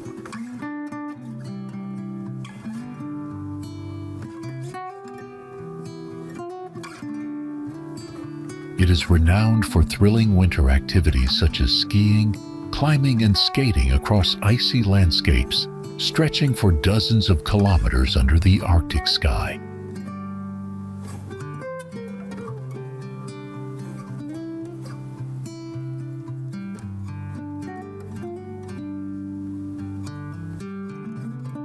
Visitors can enjoy unique recreational experiences like reindeer rides, shopping at the Aurora Night Shop, or witnessing the spectacular fire meteor phenomenon.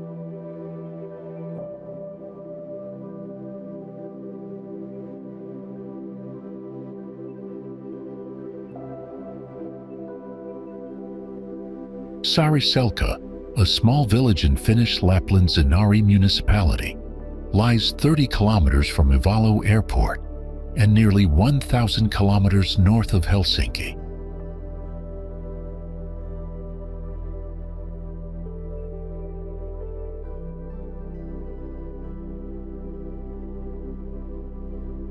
The culture of the indigenous Sami people can be explored here through local museums, traditional encounters, and opportunities to communicate directly with community members.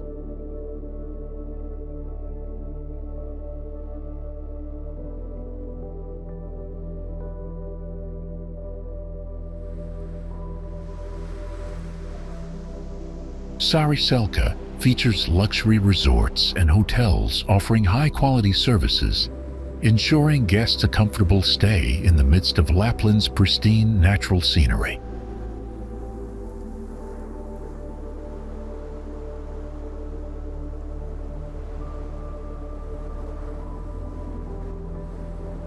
Winter, from December to March, is the most popular season, providing snowy conditions perfect for skiing, meteor watching, and other adventurous cold weather activities.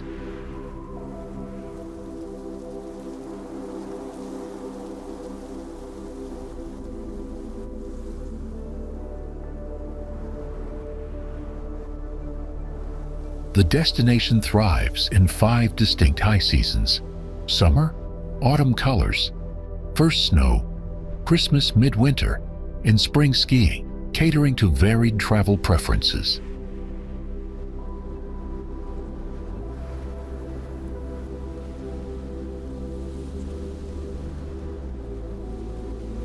With 200 kilometers of groomed ski trails, Saariselkä accommodates all skill levels, complemented by 15 slopes, 7 kilometers of pistes, and 5 ski lifts.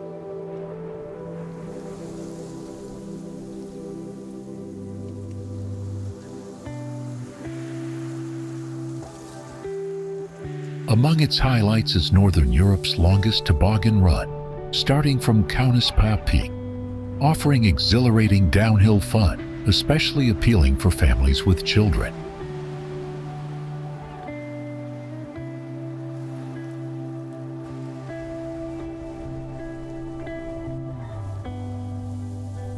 Just an hour north in Inari village, the Siida Museum presents Sami culture, Arctic nature, and conferences, making it an essential cultural stop near Saariselkä.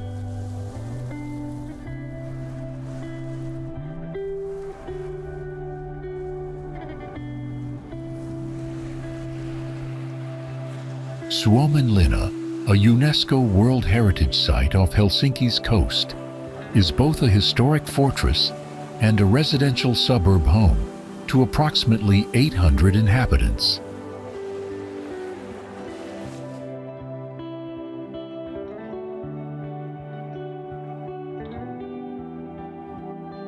the fortress avoided 18th century conflict, but in the Russo-Finnish War of 1808 to 1809, it endured a 3-month siege before capitulating to Russian forces.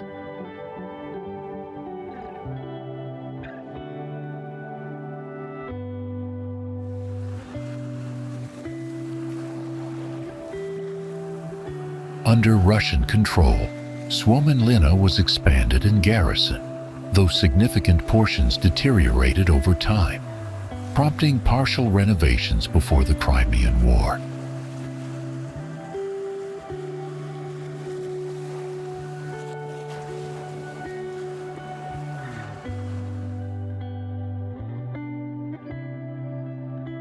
Despite these efforts, the fortress suffered heavy damage during a 2-day Anglo-French bombardment, but nonetheless remained under Russian possession after the war.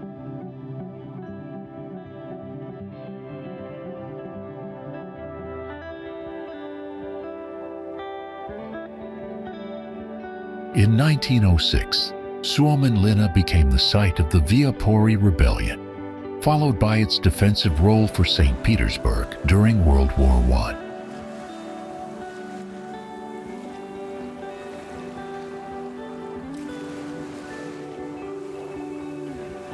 By Finland's independence on the 6th of December 1917, the fortress had shifted allegiance from Sweden to Russia and ultimately to the Finnish state.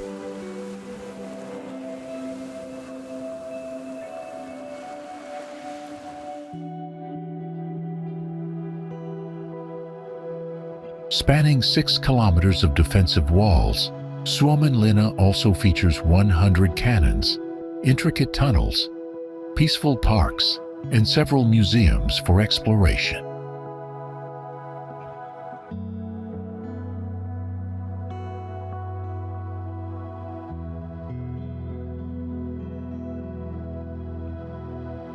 The Finnish government assumed control in 1918, with the fortress fully transferred from military use to civilian management by 1973.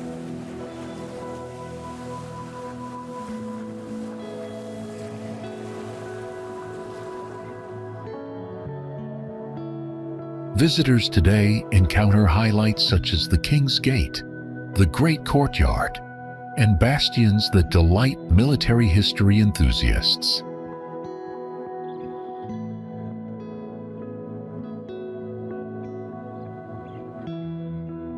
Guided tours in multiple languages, including regularly scheduled public tours in English, can be arranged to deepen understanding of the fortress's layered history.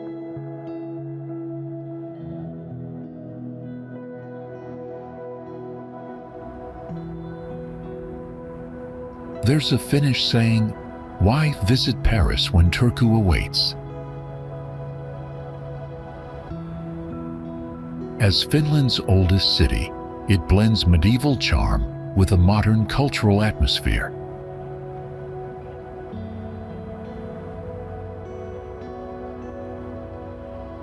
Founded in 1229, Turku pioneered urban life in Finland and proudly celebrated its role as European Capital of Culture during 2011.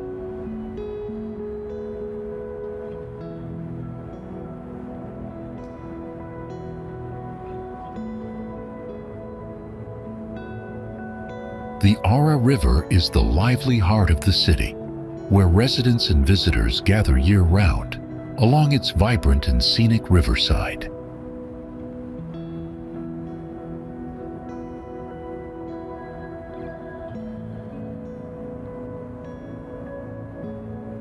Turku is home to 200,000 inhabitants and surrounded by 40,000 islands within the Archipelago Sea National Park, offering a rich maritime environment.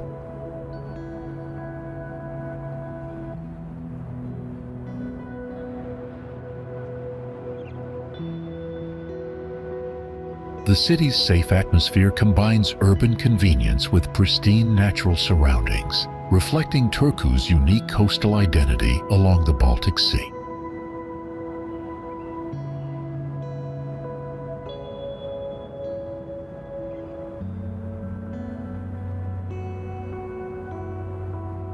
Stroll the Aura River's banks, from Turku Cathedral to Turku Castle, uncovering centuries of history in the city's most iconic landmarks.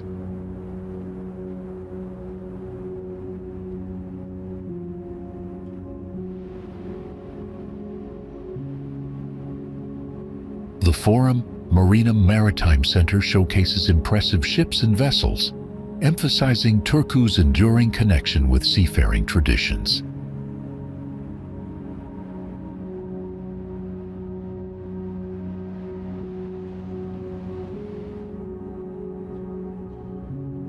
As the gateway to the Finnish archipelago, Turku invites travelers to explore the archipelago trail by bike or car.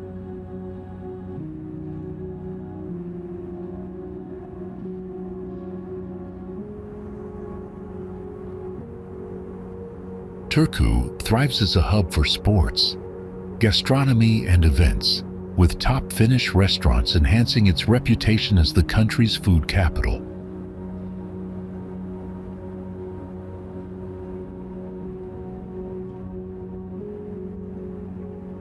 The city's economy flourishes through its strong maritime and pharmaceutical industries, supporting technological innovation and environmentally friendly shipbuilding on a global scale.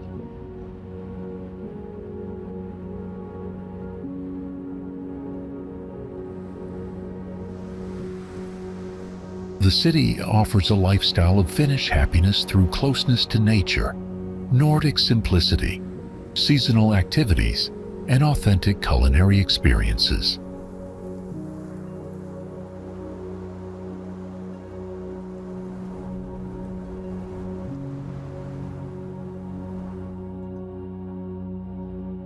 Evidence of human settlement here goes back to the Stone Age, though most buildings vanished when World War II destroyed nearly all of Rovaniemi.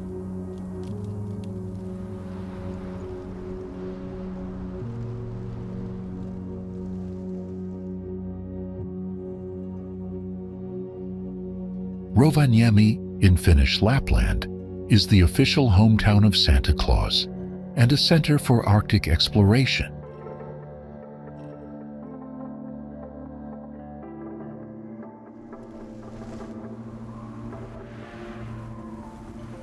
After the war, architect Alvar Aalto redesigned the city with a plan shaped like a reindeer's head and added striking modernist buildings.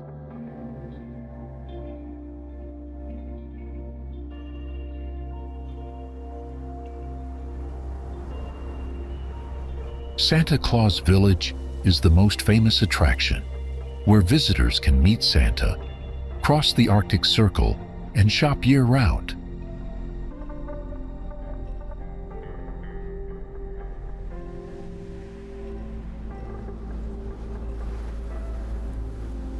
Travelers can hike in nearby national parks, ride husky sleds under the northern lights, or admire the endless daylight of the midnight sun.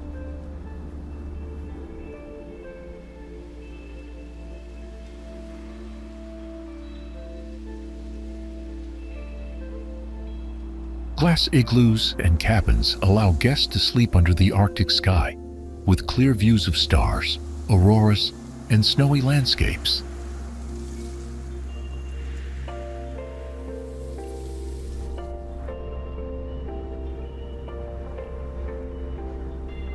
Families enjoy activities such as skiing at Unisvaara Ski Resort, visiting Angry Birds Park, and exploring interactive exhibitions at Arcticum.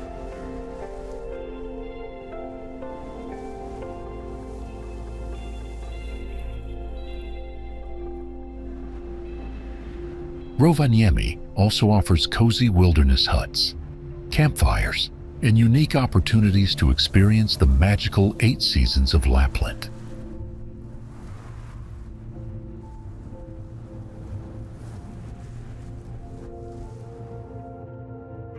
This region is home to unique wildlife, such as Saimaa salmon and the endangered Saimaa ringed seal.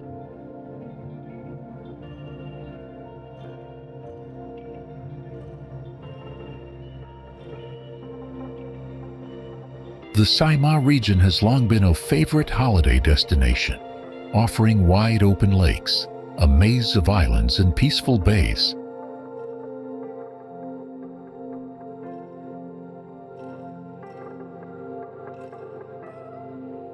Lake Saimaa is Finland's largest lake and the fourth largest natural freshwater lake in Europe.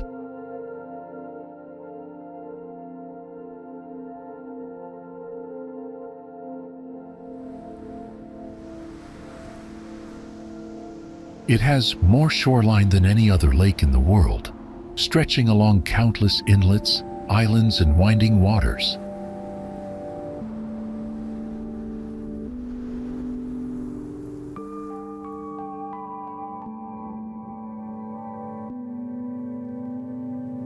The Saimaa district includes nearly 120 lakes and around 14,000 islands, creating a stunning labyrinth of blue and green.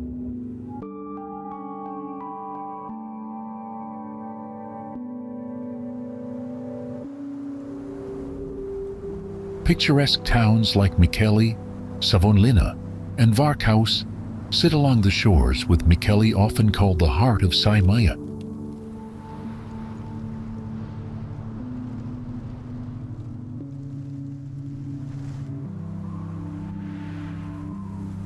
Lakeside cottages, or muki, are central to Finnish life, offering families a place to gather, relax, and enjoy nature.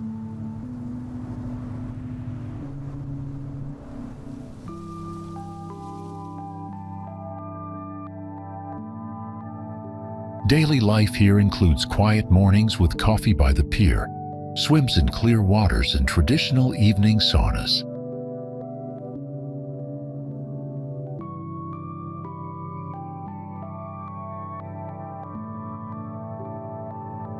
The UNESCO-recognized Saimaa Geopark features ancient ridges, glacial formations, and landscapes shaped over millennia.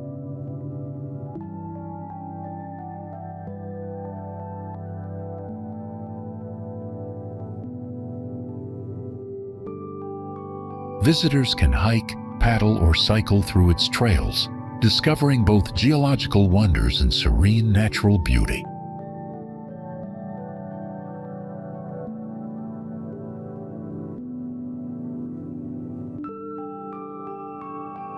The city offers a Nordic lifestyle full of warmth, friendliness, and a touch of coastal charm.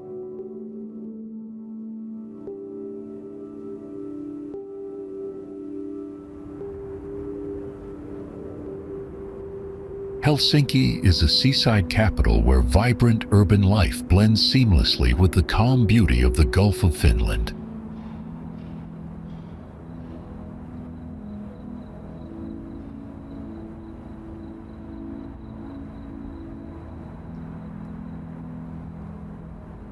Its cultural appeal includes impressive architecture, fascinating museums, and innovative design admired worldwide.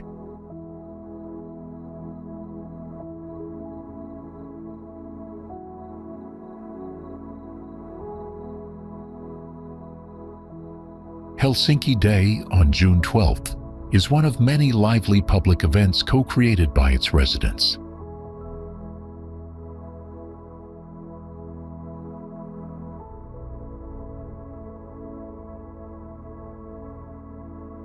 Food lovers can savor Finnish cuisine in top restaurants or enjoy coffee and pastries at quaint waterfront cafes.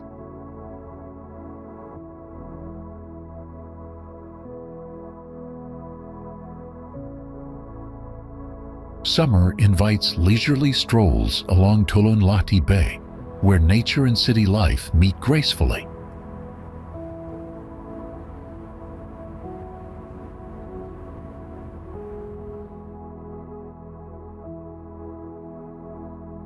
Unlike many European cities, Helsinki has no old cobblestone center, but instead displays striking 19th to 21st century architecture.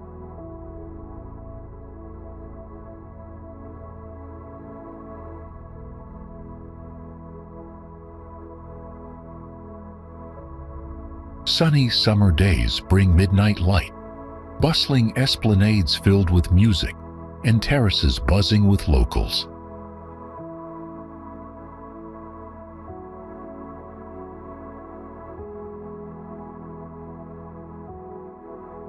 The city is compact and safe, best explored on foot, by bike, or using efficient public transport.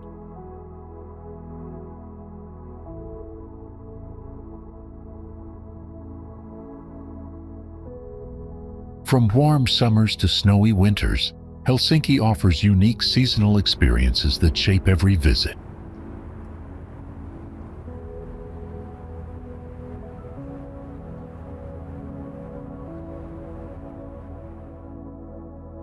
Olavinlinna Castle was founded in 1475 by Danish knight Erik Axelsson Thott to defend the Savonia region.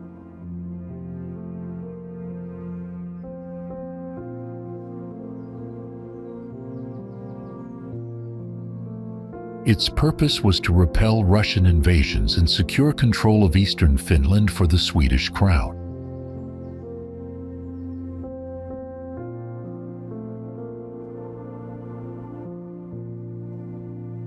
The castle's past tells stories of battles, clashing swords, roaring cannons, and daily life within thick stone walls.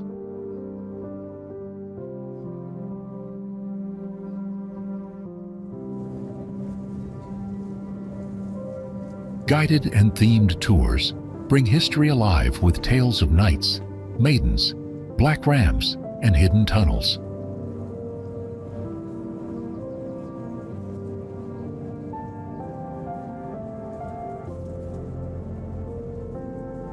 Each year, visitors can attend cultural events, including the famous Suomenlinna Opera Festival held in July.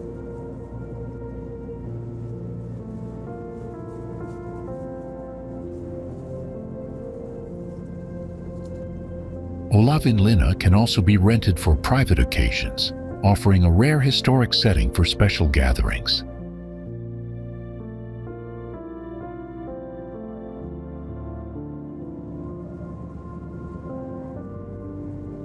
Local photographers especially recommend visiting in winter, when mist rises dramatically in front of the fortress.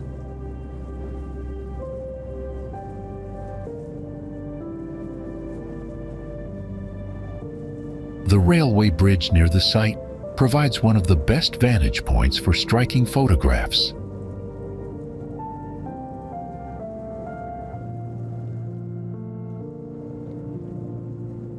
Private guides must be booked at least 1 week in advance, costing €75 including tax.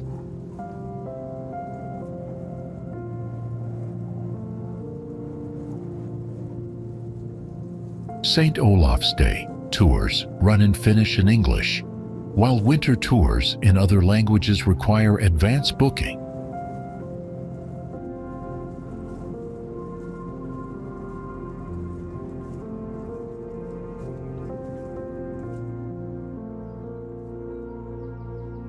Visitors can enjoy peaceful surroundings by island hopping or staying in Mariehamn, the world's smallest metropolis.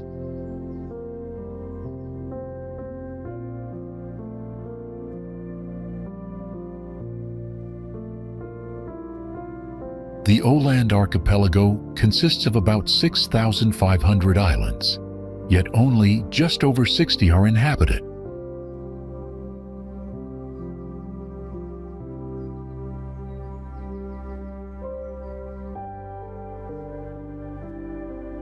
In 2022, Åland celebrated 100 years of autonomy, though the islands still officially belong to Finland.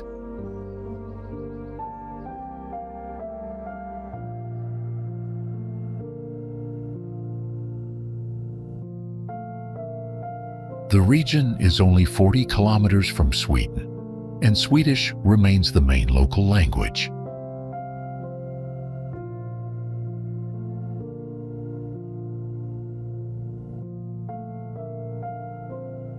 Summer is the best time to visit, with ferries running frequently, trails at their prettiest, and cafes in full swing.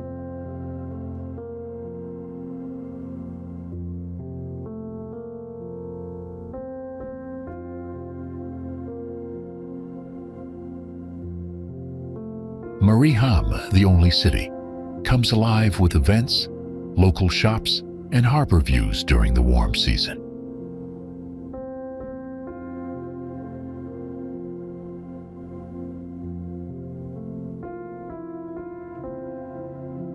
Åland is part of the Coast and Archipelago region, a favorite area for seaside activities.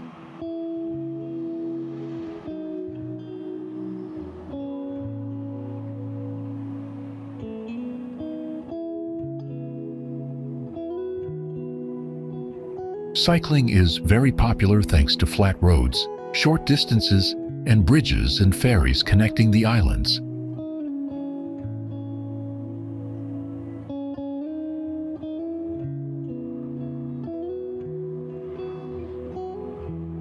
Boating and kayaking let travelers explore hidden coves, spot seals, and even catch sight of white-tailed eagles.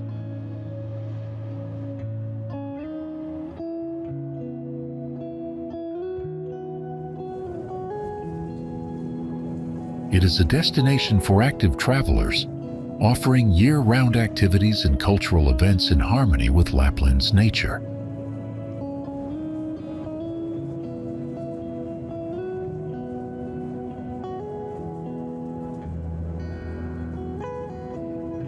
The compact village center provides shops, restaurants, bars, spas, and family-friendly activities, all within easy walking distance.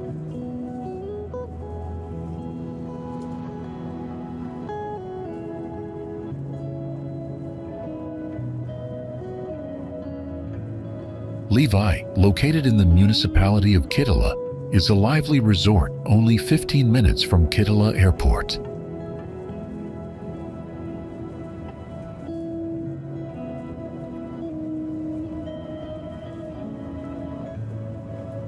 In winter, snowmobile safaris, cross-country skiing, and snowshoeing showcase the beauty of the fell scenery.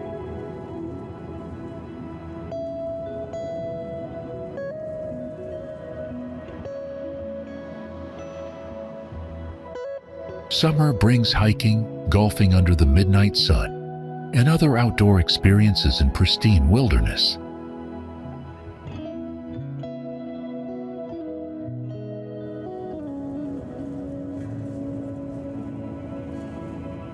Levi is also known for its vibrant nightlife, featuring live performances by well-known singers during the season.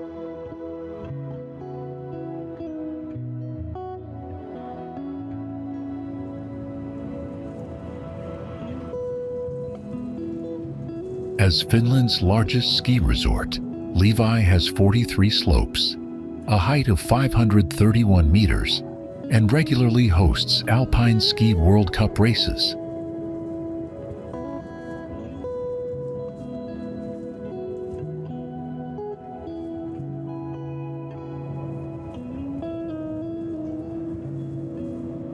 Accommodation options are abundant, with over 24,000 beds, including hotels, apartments, and private saunas.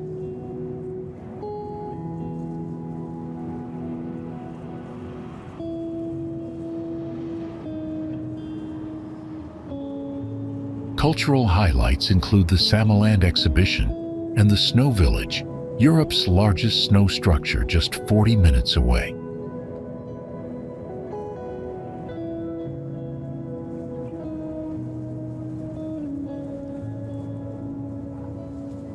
Nearby, Pukka recorded Finland's coldest temperature in 1999, reaching -51.5 degrees Celsius, adding to Levi's Arctic charm.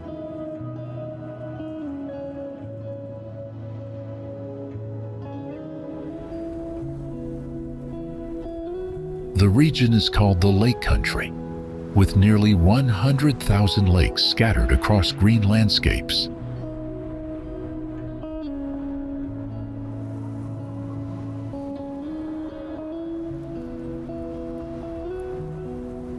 Murmansk is the largest city north of the Arctic Circle and an important Russian port on the Barents Sea.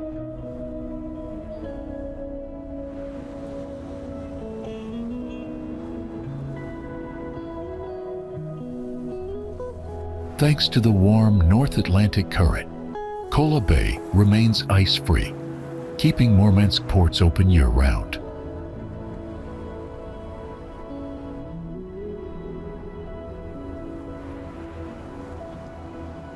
The bay resembles Norwegian fjords, with narrow winding waters and steep cliffs stretching inland for almost 60 kilometers.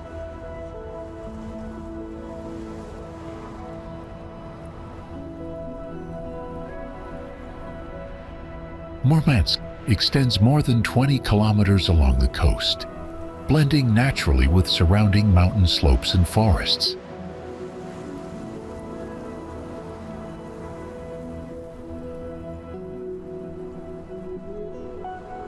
Within city limits, visitors find ski trails, an amusement park, and Lake Semyonovskoye for both winter and summer activities.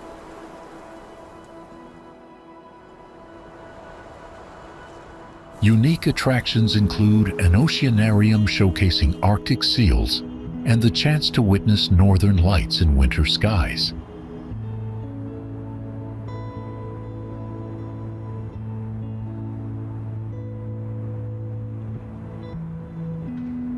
Murmansk is also home to Russia's nuclear-powered icebreaker fleet and serves as headquarters for the Northeast Passage.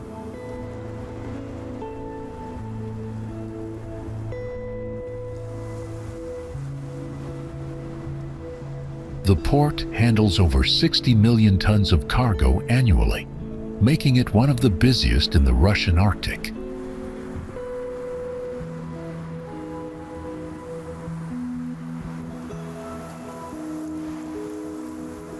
Seasonal extremes bring polar night in winter, polar day in summer, and stunning white nights in between.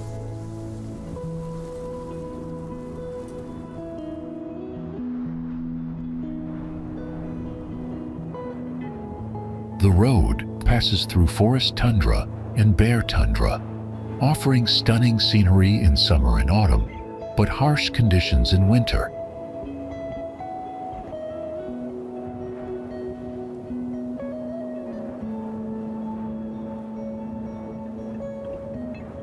Terryburka lies 130 kilometers northeast of Murmansk and is the only Barents Sea coastal village in Russia open to foreigners.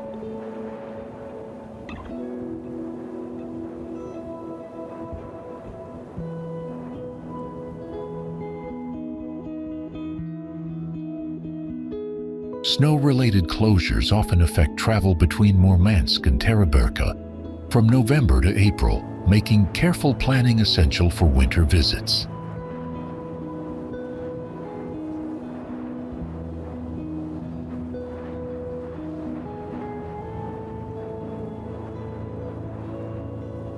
The village now has about 900 residents, a third of its 1970s population, with many abandoned buildings left behind.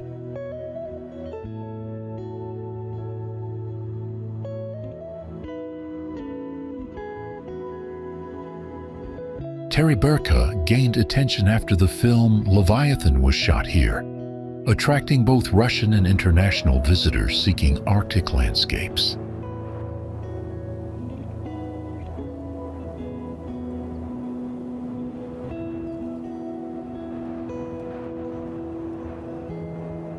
The old 1899 description praised its beautiful harbor and abundant fishing, a reminder of the village's once thriving maritime life.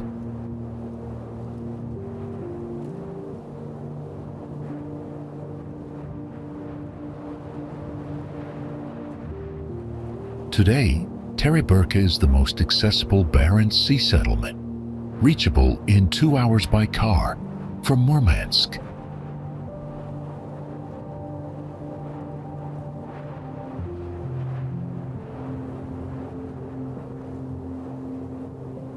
Travelers come for the dramatic scenery, frozen waterfalls, vast ocean views, and the feeling of standing at the Earth's edge.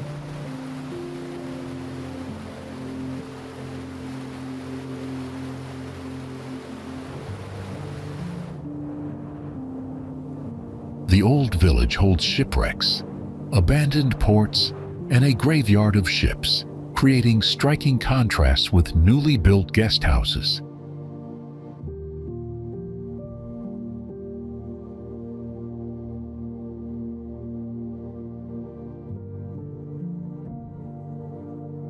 Visitors also enjoy a clean beach, cozy eco-hostels, and restaurants serving local seafood and venison in a uniquely Arctic setting.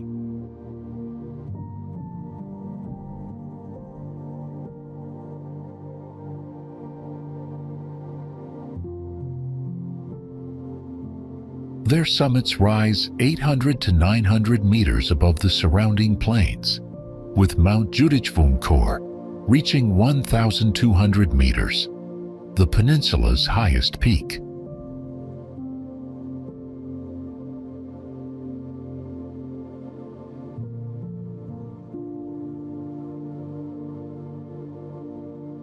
The Kibini Mountains, located north of the 67th parallel on the Kola Peninsula, form the region's highest landmass beyond the Arctic Circle.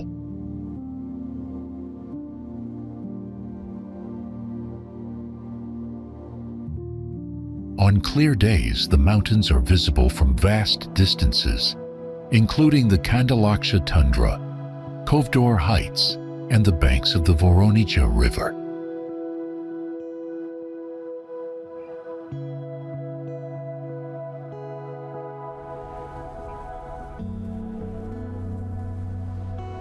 The climate is unusual, with frequent winter thaws, yet frosts often appear in early June and late August during summer.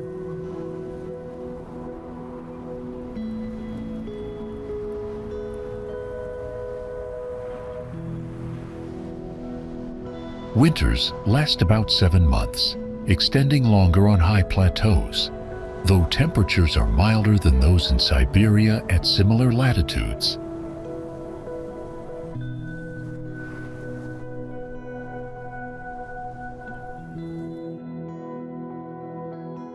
On Rasvumchor Plateau, winter persists around 260 days annually, with average yearly temperatures staying at minus 4.3 degrees Celsius.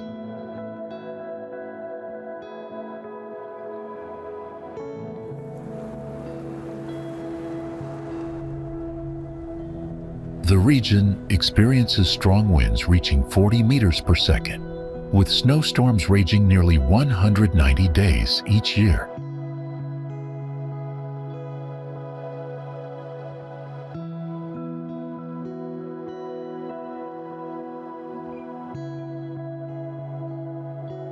Vegetation divides into clear zones, forests up to 370 meters, forest tundra to 450, alpine tundra to 800, and Arctic desert above.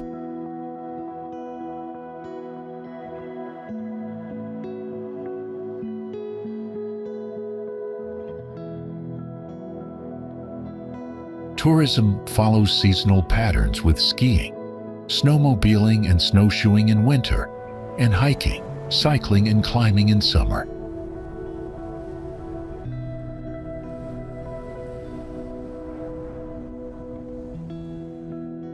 Visitor numbers are steadily growing, with 94,500 tourists recorded in 2021 and 111,100 in 2022. Highlighting increasing popularity. Fennoscandia offers a journey where raw northern wilderness meets age-old traditions.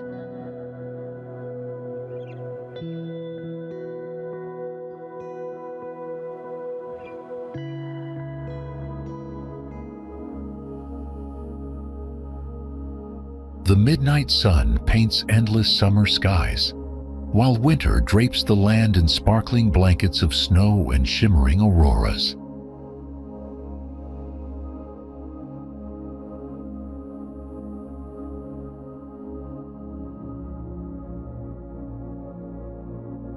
Travelers can wander through reindeer grazing tundras, climb rugged peaks, or sail across countless glassy lakes.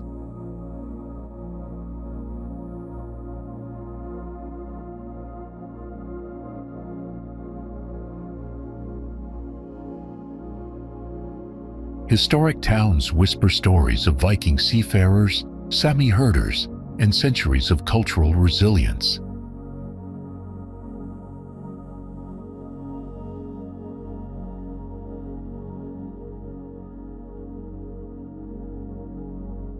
From the silence of untouched forests to the lively rhythm of modern Nordic cities, contrasts shape every experience here.